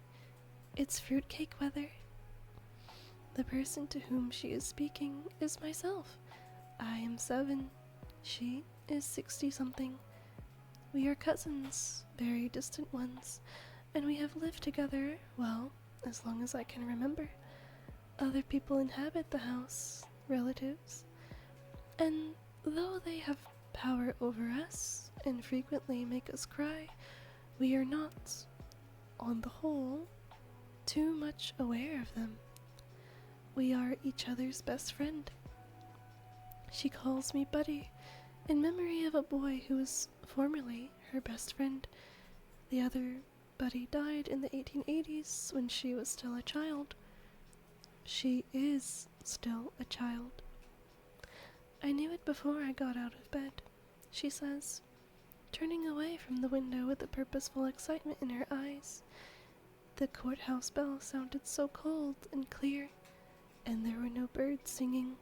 They've gone to warmer country. Yes, indeed. Oh, Buddy, stop stuffing biscuit and fetch our buggy. Help me find my hats. We've 30 cakes to bake. It's always the same. A morning arrives in November, and my friend, as though officially inaugurating the Christmas time of year that exhilarates her imagination and fuels the blaze of her heart, announces, "It's fruitcake weather. Fetch our buggy, help me find my hat." The hat is found. A straw cartwheel, corsaged with velvet roses, out of doors has faded. It once belonged to a more fashionable relative. Together, we guide our buggy, a dilapidated baby carriage, out to the garden and into a grove of pecan trees. The buggy is mine, that is. It was bought for me when I was born. It is made of wicker, rather unraveled, and the wheels wobble like a drunkard's legs. But it is a faithful object. Springtimes we take it to the woods and fill it with flowers, herbs, wild fern for our porch pots. In the summer, we pile it with picnic paraphernalia and sugar cane fishing poles and roll it down to the edge of a creek. it has its winter uses too. As a truck for hauling firewood from the yard to the kitchen, as a warm bed for Queenie, our tough little orange and white rat terrier who has survived distemper and 2 rattlesnake bites. Queenie is trotting beside it now. 3 hours later, we are back in the kitchen hauling a heaping buggy load of windfall pecans. Our backs hurt from gathering them. How hard they were to find, the main crop having been shaken off the trees and sold by the orchard owners, who are not us. Among the concealing leaves, the frosted, deceiving grass. Carackle, a cheery crunch, scraps of miniature thunder sound as the shells collapse in the golden mound of sweet oily ivory meat mounts in the milk glass bowl. Queenie begs to taste, and now and again my friend sneaks her a mite, though insisting we deprive ourselves. We mustn't, buddy. If we start, we won't stop. And there's scarcely enough, as there is, for 30 cakes. The kitchen is growing dark. Dusk turns the window into a mirror. Our reflections mingle with the rising moon as we work by the fireside in the firelight. At last, when the moon is quite high, we toss the final hull into the fire and with joined sighs watch it catch flame. The buggy is empty, the bowl is brimful. Hello, Lahonk. Hello, hello. Sorry.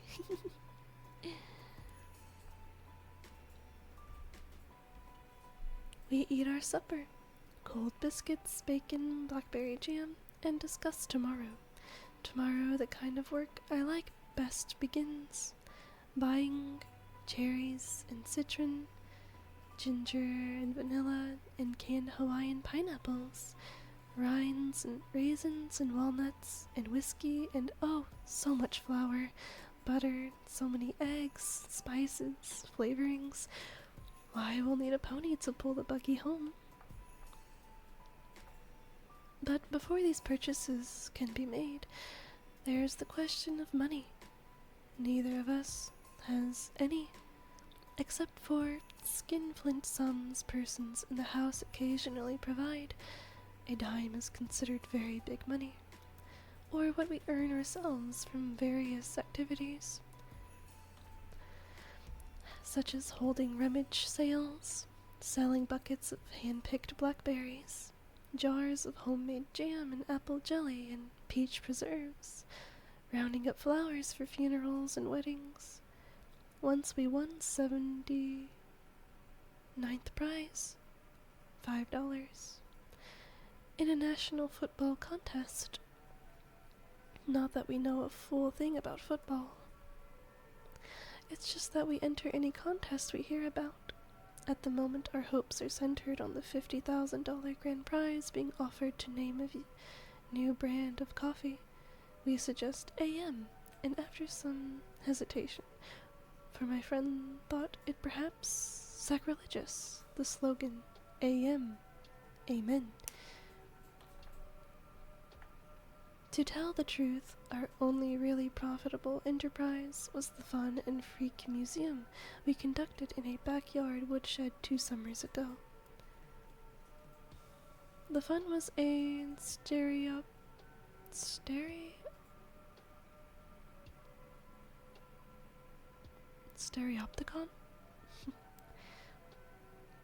with slide views of Washington and New York lent us by a relative who had been to those places. She was furious when she discovered why we'd borrowed it. The freak was a 3-legged bitty chicken hatched by one of our own hens. Everybody hereabouts wanted to see that bitty. We charged grown-ups a nickel, kids 2 cents, and took in a good $20 before the museum shut down due to the decease of the main attraction. But one way and another we do each year accumulate Christmas savings. a fruitcake fund. These monies we keep hidden in an ancient bead purse under a loose board, under the floor, under a chamber pot, under my friend's bed. The purse is seldom removed from this safe location, except to make a deposit or, as happens every Saturday, a withdrawal.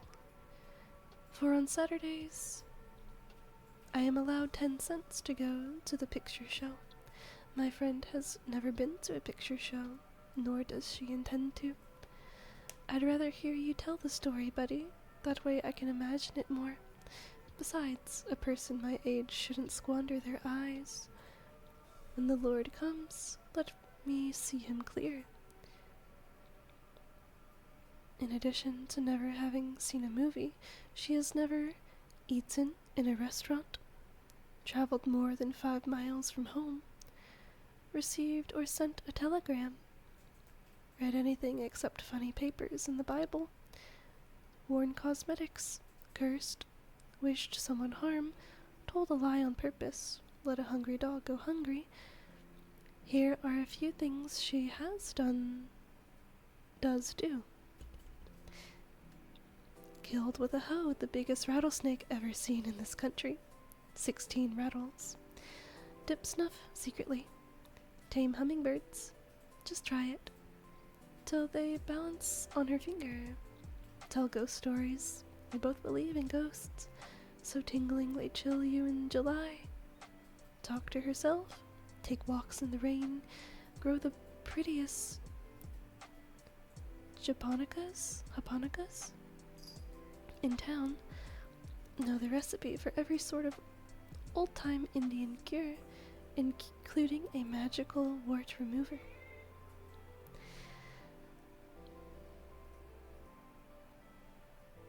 Now, with supper finished, we retire to the room in a faraway part of the house, where my friend sleeps in a scrap quilt-covered iron bed painted rose pink, her favorite color. Silently, wallowing in the pleasures of conspiracy, we take the bead purse from its secret place and spill its contents on the scrap quilt. Dollar bills, tightly rolled and green as May buds. Somber 50-cent pieces, heavy enough to weigh a dead man's eyes. Lovely dimes, the liveliest coin, the one that really jingles.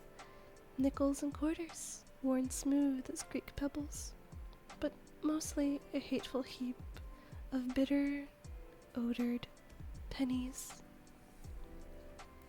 Last summer, others in the house contracted to pay us a penny for every 25 flies we killed.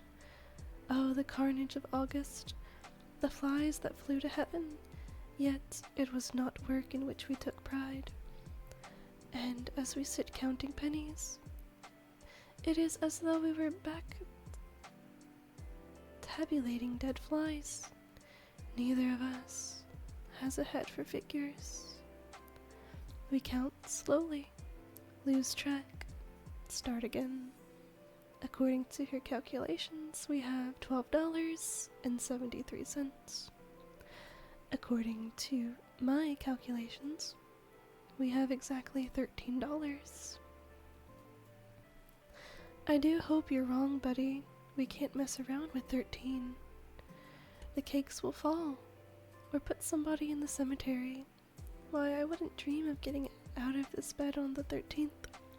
This is true. She always spends 13s in bed. So to be on the safe side, we subtract a penny and toss it out the window. Of the ingredients that go into our fruitcakes, whiskey is the most expensive, as well as the hardest to obtain. State laws forbid its sale, but everybody knows you can buy a bottle from Mr. Haha Jones. And the next day, having completed our more prosaic shopping, we set out for Mr. Haha's business address, a sinful, to quote public opinion, fish fry and dancing cafe down by the river. We've been there before, and on the same errand, but in previous years our dealings have been with Haha's wife, an iodine dark Indian woman with brassy peroxided hair and a dead-tired disposition. Actually, we've never laid eyes on her husband. Though we've heard that he's an Indian too. A giant with razor scars across his cheeks. They call him Haha because he's so gloomy, a man who's never laughed. As we approach his cafe, a large log cabin festooned inside and out with chains of garnish. Light bulbs standing by the river's muddy edge under the shade of river trees, where moss drifts through the branches like gray mist. Our steps slow down.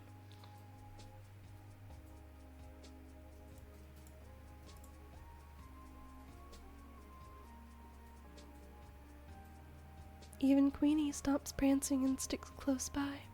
People have been murdered in Haha's cafe, cut to pieces, hit on the head. There's a case coming up in court next month.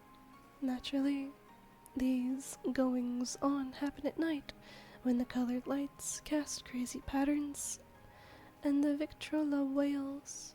In the daytime, Haha's is shabby and deserted. I knock at the door.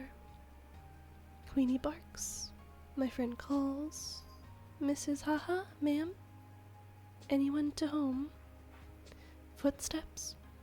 The door opens. Our hearts overturn. It's Mr. Haha Jones himself. And he is a giant. He does have scars. He doesn't smile. No, he glowers at us through satin tilted eyes and demands to know, what do you want with Haha? For a moment we are too paralyzed to tell. Presently my friend half finds her voice, a whispery voice at best. If you please, Mr. Haha, we'd like a quart of your finest whiskey.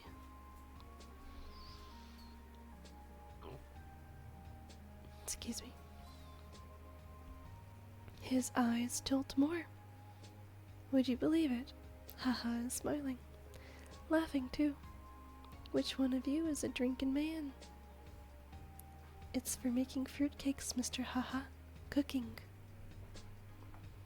This sobers him. He frowns. That's no way to waste good whiskey. Nevertheless, he retreats into the shadowed cafe, and seconds later appears carrying a bottle of daisy yellow unlabeled liquor. He demonstrates its sparkle in the sunlight and says, $2.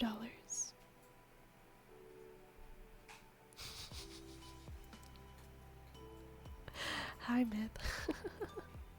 Hello. Does it look weird?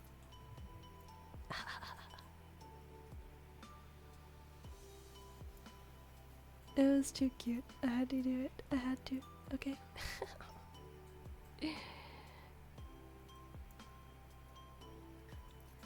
Yeah. It's because my model has, well, my model is a chibi, and it just looks funny when you put a chibi head on a normal body. But how are you doing? I hope you're doing good. Right now I don't even know where I'm at. I think I'm almost like halfway through with this Christmas story. A bit eepy, about to head to bed in a bit. Just stopped by to say hi. Oh, thank you. Thank you for swinging by. Any roleplay tonight? Who said that? Who said that? Hi, Skywalker. Good night, Myth. Sleep well. Have a great day tomorrow. If I did do a roleplay this month, what would it even be? I'm not too sure. I guess I could roleplay as Santa, but I need to think about it. I'll I'll think about it and I'll make it a community challenge goal. Yeah. Sounds good to me. That operation is fried. Man's dead. Oh. What happened? How are you doing, Skywalker? It's good to see you again. Excuse me.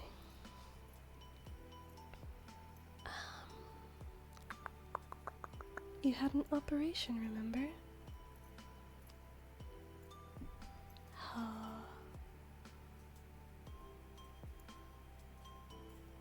I don't recall.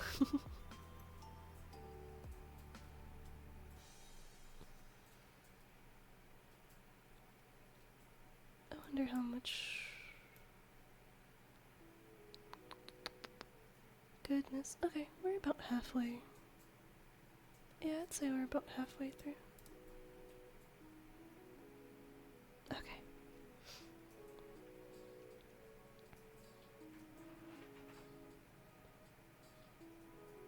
Oh, when I was role playing the doctor, yeah. Well, good thing these roleplay universes are not connected. You wanted to stop by and say hi because you got to work in the morning but sleepy. Oh, thank you so much for stopping by. I really do appreciate it. Always a pleasure to see you. I hope that work goes very well tomorrow. I'm sure it will. I hope you have a great day tomorrow, and I hope that you sleep well tonight.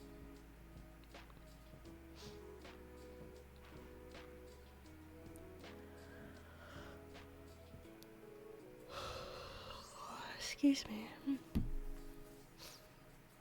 I'm getting a bit sleepy myself. I think once we finish this story, I am gonna read. Not too sure how long this will take though. At least 10 minutes, I think. Yawn.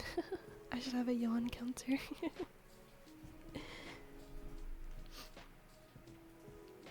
Alright, let's continue with the story. I apologize if I don't read chat much while I am reading the story. I will get to it as soon as I can though.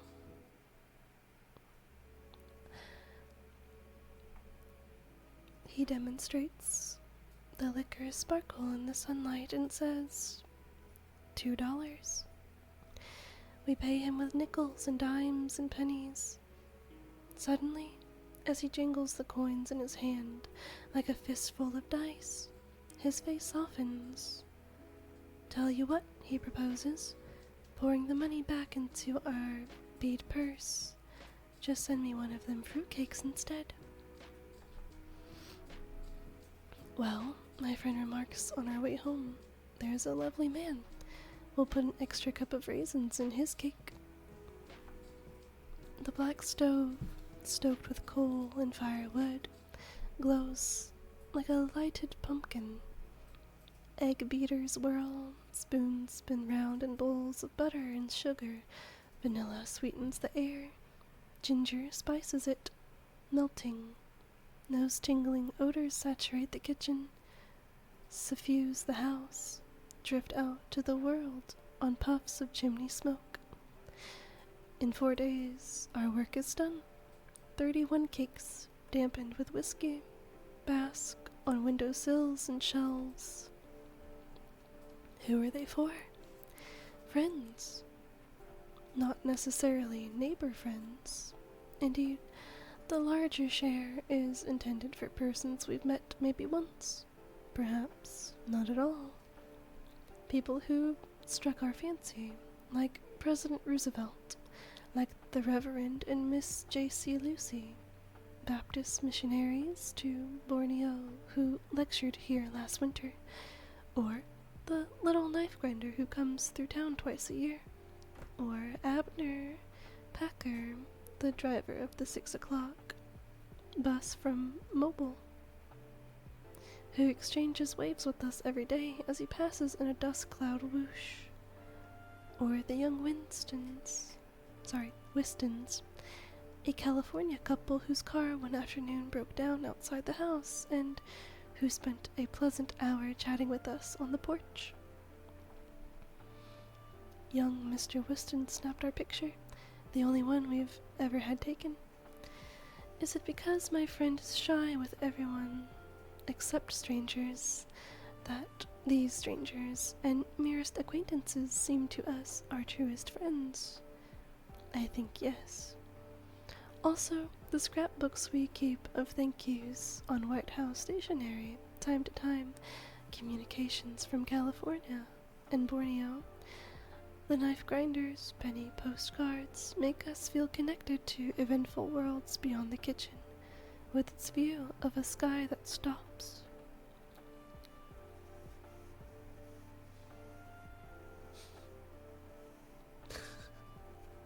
Hello, Leaf. Leaf? How are you doing?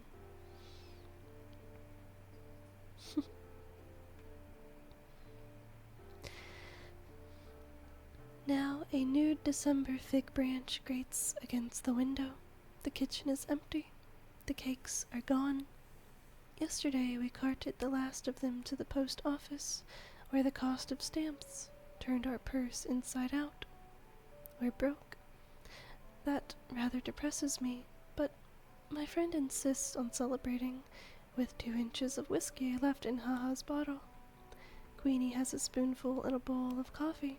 She likes her coffee chicory flavored and strong. The rest we divide between a pair of jelly glasses. We're both quite awed at the prospect of drinking straight whiskey. The taste of it brings screwed up expressions and sour shudders. But by and by, we begin to sing. The 2 of us singing different songs simultaneously. I don't know the words to mine, just come on along, to the dark town striders ball, but I can't dance, that's what I mean to be, a tap dancer in the movies, my dancing shadow rollicks on the walls, our voices rock the china where we giggle, as if unseen hands were tickling us. That's cute.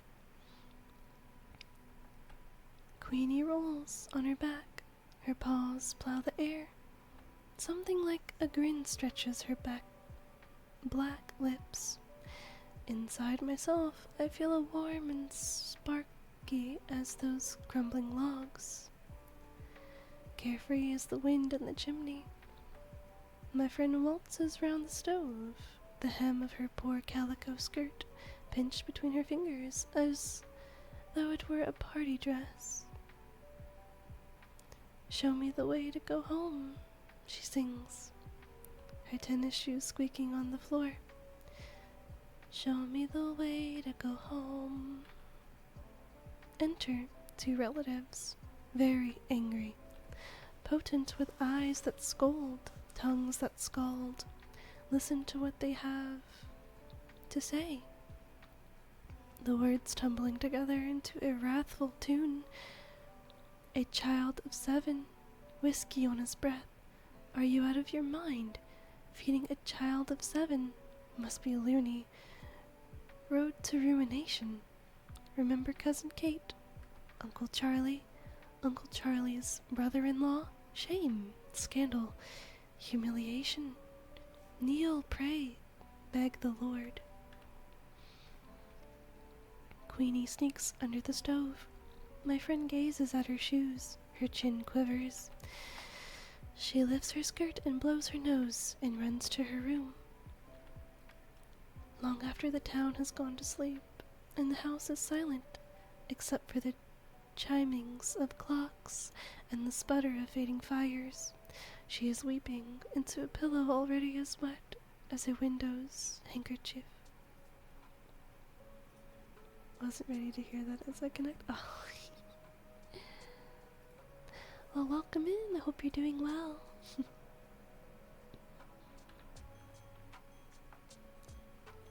Oh wow. I'm losing my ability to read. I said Windows handkerchief.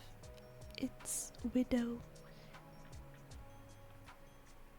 She is weeping into a pillow already as wet as a widow's handkerchief. Oh my gosh. Okay, let's continue. Don't cry, I say, sitting at the bottom of her bed and shivering despite my flannel nightgown that smells of last winter's cough syrup. Don't cry, I beg, teasing her toes, tickling her feet. You're too old for that. It's because, she hiccups, I am too old. Old and funny. Not funny. Fun. More fun than anybody. Listen, if you don't stop crying, you'll be so tired tomorrow we can't go cut a tree. She straightens up. Queenie jumps on the bed where Queenie is not allowed to lick her cheeks. I know where we'll find real pretty trees, Buddy, and holly too, with berries big as your eyes. It's way off in the woods, farther than we've ever been. Papa used to bring us Christmas trees from there, carry them on his shoulder. That's 50 years ago. Well, now I can't wait for morning.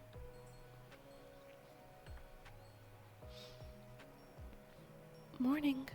Frozen rime lusters the grass. The sun, round as an orange, as hot weather moons, bounces on the horizon, burnishes the silvered winter woods. A wild turkey calls, a renegade hog grunts in the undergrowth. Soon, by the edge of knee-deep, rapid, running water, we have to abandon the buggy. Queenie wades the stream first, paddles across, barking complaints at the swiftness of the current, the pneumonia-making coldness of it. We follow, holding our shoes and equipment, a hatchet, a burlap sack, above our heads. A mile more of chastising thorns, burrs, and briars that catch at our clothes, of rusty pine needles, brilliant with gaudy fungus and molted feathers. Here, there, a flash, a flutter, an ecstasy of shrillings remind us that not all the birds have flown south. Always, the path unwinds through lemony sun pools and pitch-black vine tunnels. Another creek to cross. A disturbed armada of speckled trout froths the water around us, and frogs the size of plates practice belly flops. Beaver workmen are building a dam. On the farther shore, Queenie shakes herself and trembles. My friend shivers too. Not with cold, but with enthusiasm. One of her hat's ragged roses sheds a petal as she lifts her head and inhales the pine-heavy air. We're almost there. Can you smell it, buddy? She says, as though we're approaching an ocean. And indeed, it is a kind of ocean. Scented acres of holiday trees, prickly-leafed holly, red berries shiny as Chinese bells. Black crows swoop upon them screaming. Having stuffed our burlap sacks with enough greenery and crimson to garland a dozen windows, we set about choosing a tree. It should be, muses my friend, twice as tall as a boy, so a boy can't steal the star. The one we pick is twice as tall as me, a brave, handsome brute that survives 30 hatchet strokes before it keels with a creaking, rending cry. Lugging it like a kill, we commence the long trek out. Every few yards we abandon the struggle, sit down and pant, but we have the strength of triumphant huntsmen that the trees' virile, icy perfume revive us, goad on us. Many compliments accompany our sunset return along the red clay road to town, but My friend is sly and non-committal when passers-by praise the treasure perched in our buggy. What a fine tree. And where did it come from? Yonder ways, she murmurs vaguely. Once the car stops, and the rich mill owner's lazy wife leans out and whines. Give you 2 bits. Cash for that old tree. Ordinarily, my friend is afraid of saying no, but on this occasion, she promptly shakes her head. We wouldn't take $1. The mill owner's wife persists. $1 my foot, 50 cents. That's my last offer. Goodness, woman, you can get another one. In answer, my friend gently reflects. I doubt it. There's never 2 of anything. Back at home, Queenie slumps by the fire and sleeps till tomorrow, snoring loud as a human. A trunk in the attic contains a shoebox of ermine tales, off the opera cape of a curious lady who once rented a room in the house, coils of a frazzled tinsel, gone gold with age. 1 silver star, a brief rope of dilapidated, undoubtedly dangerous candy-like light bulbs. Excellent decorations as far as they go, which isn't far enough. My friend wants our tree to blaze like a Baptist window, droop with weighty snows of ornament, though we can't afford the made-in-Japan splendors at the 5 and dime, so we do what we've always done. Sit for days at the kitchen table with scissors and crayons and stacks of colored paper.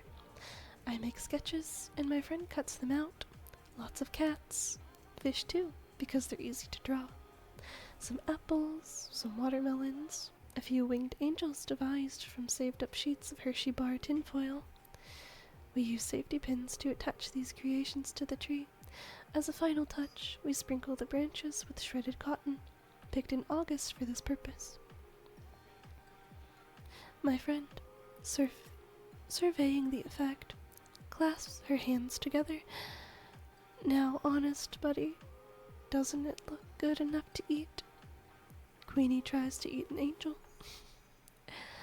After weaving and ribboning holly wreaths for all the front windows, our next project is the fashioning of family gifts. Tie-dye scarves for the ladies. For the men, a home-brewed lemon and licorice and aspirin syrup to be taken at the first symptoms of a cold and after hunting.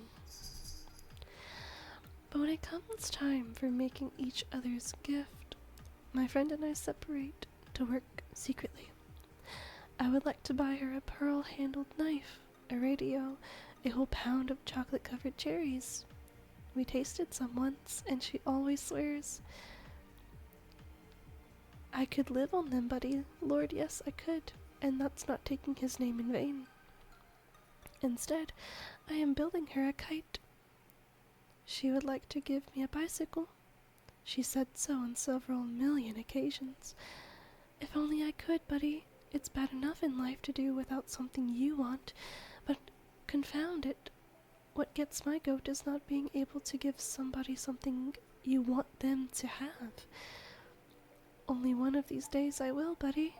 Locate you a bike. Don't ask how. Steal it, maybe. Instead, I'm fairly certain that she's building me a kite, the same as last year and the year before. The year before that we exchanged slingshots. All of which is fine by me, for we are champion kite flyers who study the wind like sailors. My friend, more accomplished than I, can get a kite aloft when there isn't enough breeze to carry clouds. Christmas Eve afternoon, we scrape together a nickel and go to the butcher's to buy Queenie's traditional gift, a good gnawable beef bone. The bone, wrapped in funny paper, is placed high in the tree near the silver star. Queenie knows it's there.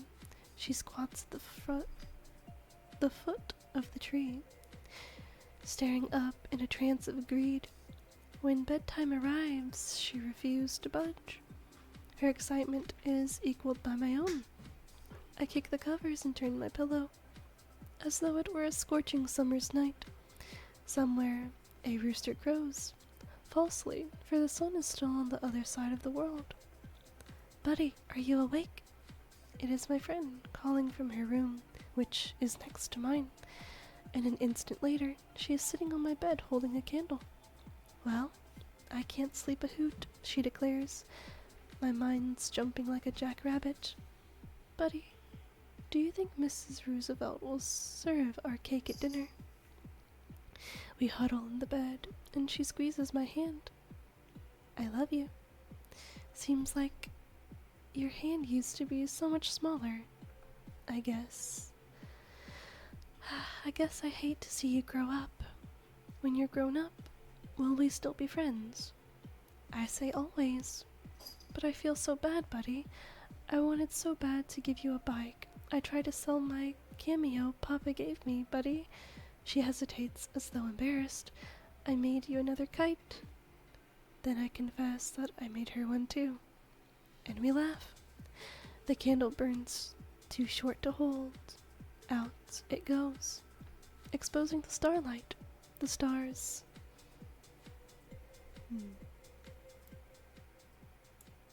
Okay, sorry.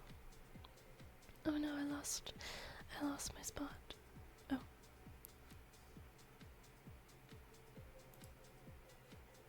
Okay.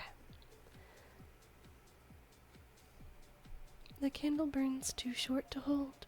Out it goes, exposing the starlight, the stars spinning at the window like a visible caroling that slowly daybreak silences. Possibly we doze, but the beginnings of dawn splash us like cold water. We're up, wide-eyed and wondering, while we wait for others to waken. Quite deliberately, my friend drops a kettle on the kitchen floor. I tap dance in front of closed doors. One by one, the household emerges, looking as though they'd like to kill us both. But it's Christmas, so they can't. First, a gorgeous breakfast. Just everything you can imagine, from flapjacks and fried squirrel to hominy grits and honey in the comb, which puts everyone in a good humor, except my friend and me. Frankly, we're so impatient to get at the presents, we can't eat a mouthful. Well, I'm disappointed. Who wouldn't be? With socks, a Sunday school shirt, some handkerchiefs, a hand-me-down sweater, and a year's subscription to a religious magazine for children, The Little Shepherd. It makes me boil. It really does. My friend has a better haul. A sack of satsumas. That's her best present. She is proudest, however, of a white wool shawl knitted by her married sister, but she says her favorite gift is the kite I built her, and it is very beautiful, though not as beautiful as the one she made me, which is blue and scattered with gold and green good conduct stars. Moreover, my name is painted on it. Buddy. Buddy, the wind is blowing.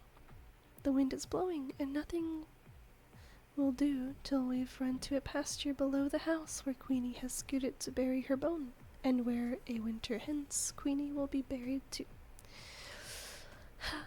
There, plunging through the healthy waist-high grass, we unreel our kites, feel them twitching at the string-like sky fish as they swim into the wind. Satisfied, sun-warmed, we sprawl into the grass and peel satsumas, and watch our kites cavort. Soon, I forget the socks and hand-me-down sweater. I'm as happy as if we'd already won the $50,000 grand prize in that coffee naming contest. My, how foolish I am, my friend cries, suddenly alert, like a woman remembering too late she has biscuits in the oven. You know what I've always thought, she asks, in a tone of discovery, and not smiling at me, but a point beyond. I've always thought a body would have to be sick and dying before they saw the Lord, and I imagined that when he came it would be like looking at the Baptist window, pretty as colored glass with the sun pouring through. Such a shine you don't know it's getting dark, and it's been a comfort to think that the shine taking away all the spooky feeling, but I'll wager it never happens. I'll wager at the very end a body realizes the Lord has already shown himself, that things as they are.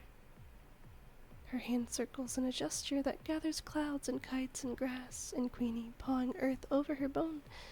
Just what they've always seen was seeing him. As for me, I could leave the world with today in my eyes. This is our last Christmas together. Life separates us. Those who know best decide that I belong in a military school, and so follows a miserable succession of bugle-blowing prisons, grim, reveal-ridden summer camps. I have a new home, too, but it doesn't count. Home is where my friend is, and there I never go. And there she remains, puttering around the kitchen, alone with Queenie, then alone. Buddy dear, she writes in her wild, hard-to-read script. Yesterday, Jim Macy's horse kicked Queenie bad. Be thankful she didn't feel much. I wrapped her in a fine linen sheet and rode her into the buggy down to Simpson's pasture, where she can be with all of her bones that she buried for a few Novembers. She continues to bake her fruitcakes, single-handed. Not as many, but some. And of course, she always sends me the best of the batch. Also, in every letter she encloses a dime wadded in toilet paper. See a picture show and write me the story. But gradually in her letters, she tends to confuse me with her other friend, the buddy who passed away in the 1880s. More and more, 13ths are not the only days she stays in bed. A morning arrives in November, a leafless, birdless coming of winter morning when she cannot rouse herself to exclaim, "Oh my, it's fruitcake weather." And when that happens, I know it. A message saying so merely confirms a piece of news some secret vein had already received, severing from me an irreplaceable part of myself, letting it loose like a kite on a broken string. That is why, walking across the school campus on this particular December morning, I keep searching the sky, as if I expected to see, rather like hearts, a lost pair of kites hurrying toward the heaven. Oh my gosh, that was sad. Oh my goodness. That was pretty sad. Oh. But it's bittersweet. It's bittersweet that, they had each other. It was good. It was a good story. I liked it a lot. So that was A Christmas Memory by Truman Capote. Yeah. Let me see if I have any more questions to answer on Telenym. Oh, thank you for the head pats, Penpra. Thank you. Excuse me. Okay, looks like we have one new question, so I'll answer it really quick, and then we're gonna raid someone. If you have any anonymous questions you want to send in... Oh, the link's not there anymore, is it?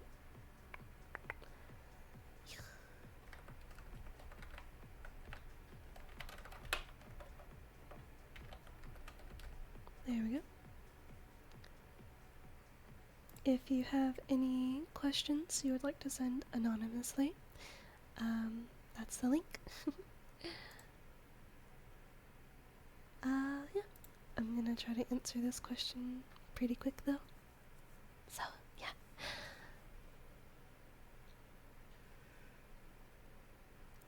Okay, the question goes, how good are you really at the moment? I'd say I'm really good.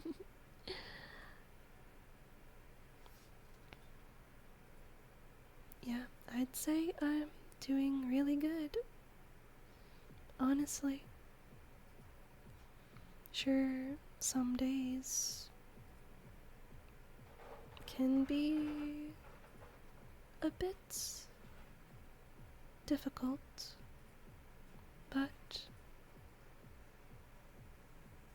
it's been getting easier to deal with inconveniences. I've been really happy recently. So,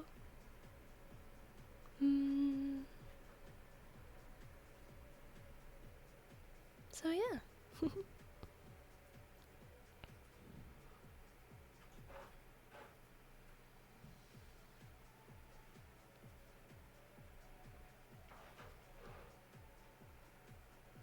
Yeah, that's my answer. Alright, well, since that is all from me, let's find someone to raid, shall we? Oops, sorry. Let's see who's live. Wiggle, wiggle, wiggle.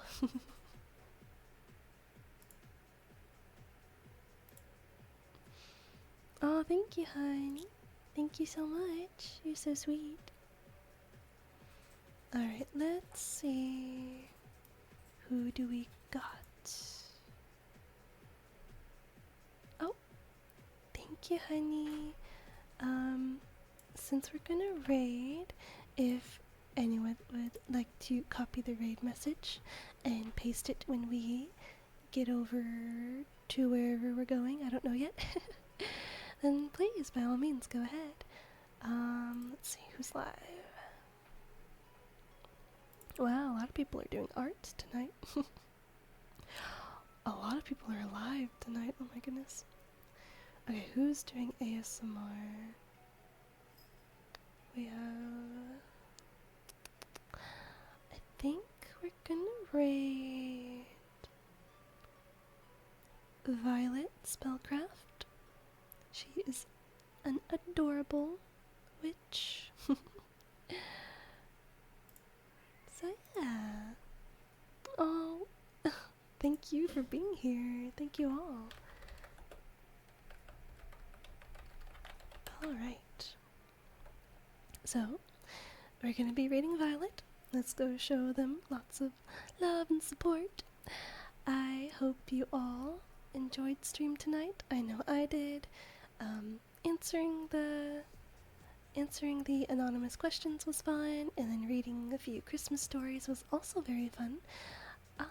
I know they were a little sad at times, and I apologize if that turned anyone away. I know bittersweet stories aren't really everyone's thing, but I like them a lot. But next time I'll try to find some happier stories. I do like to stay as happy and positive as I can during the holidays, so yeah. Again, thank you all so much for being here. I really appreciate you all, whether you were chatting or lurking. But yeah, that's all for me. Please have a great rest of your day or night, depending on where you're from, and I hope that I will see you again next time. Goodbye, goodbye, goodbye, good night, good night, good night. Bye, bye, bye, bye, bye, bye, bye, bye, bye.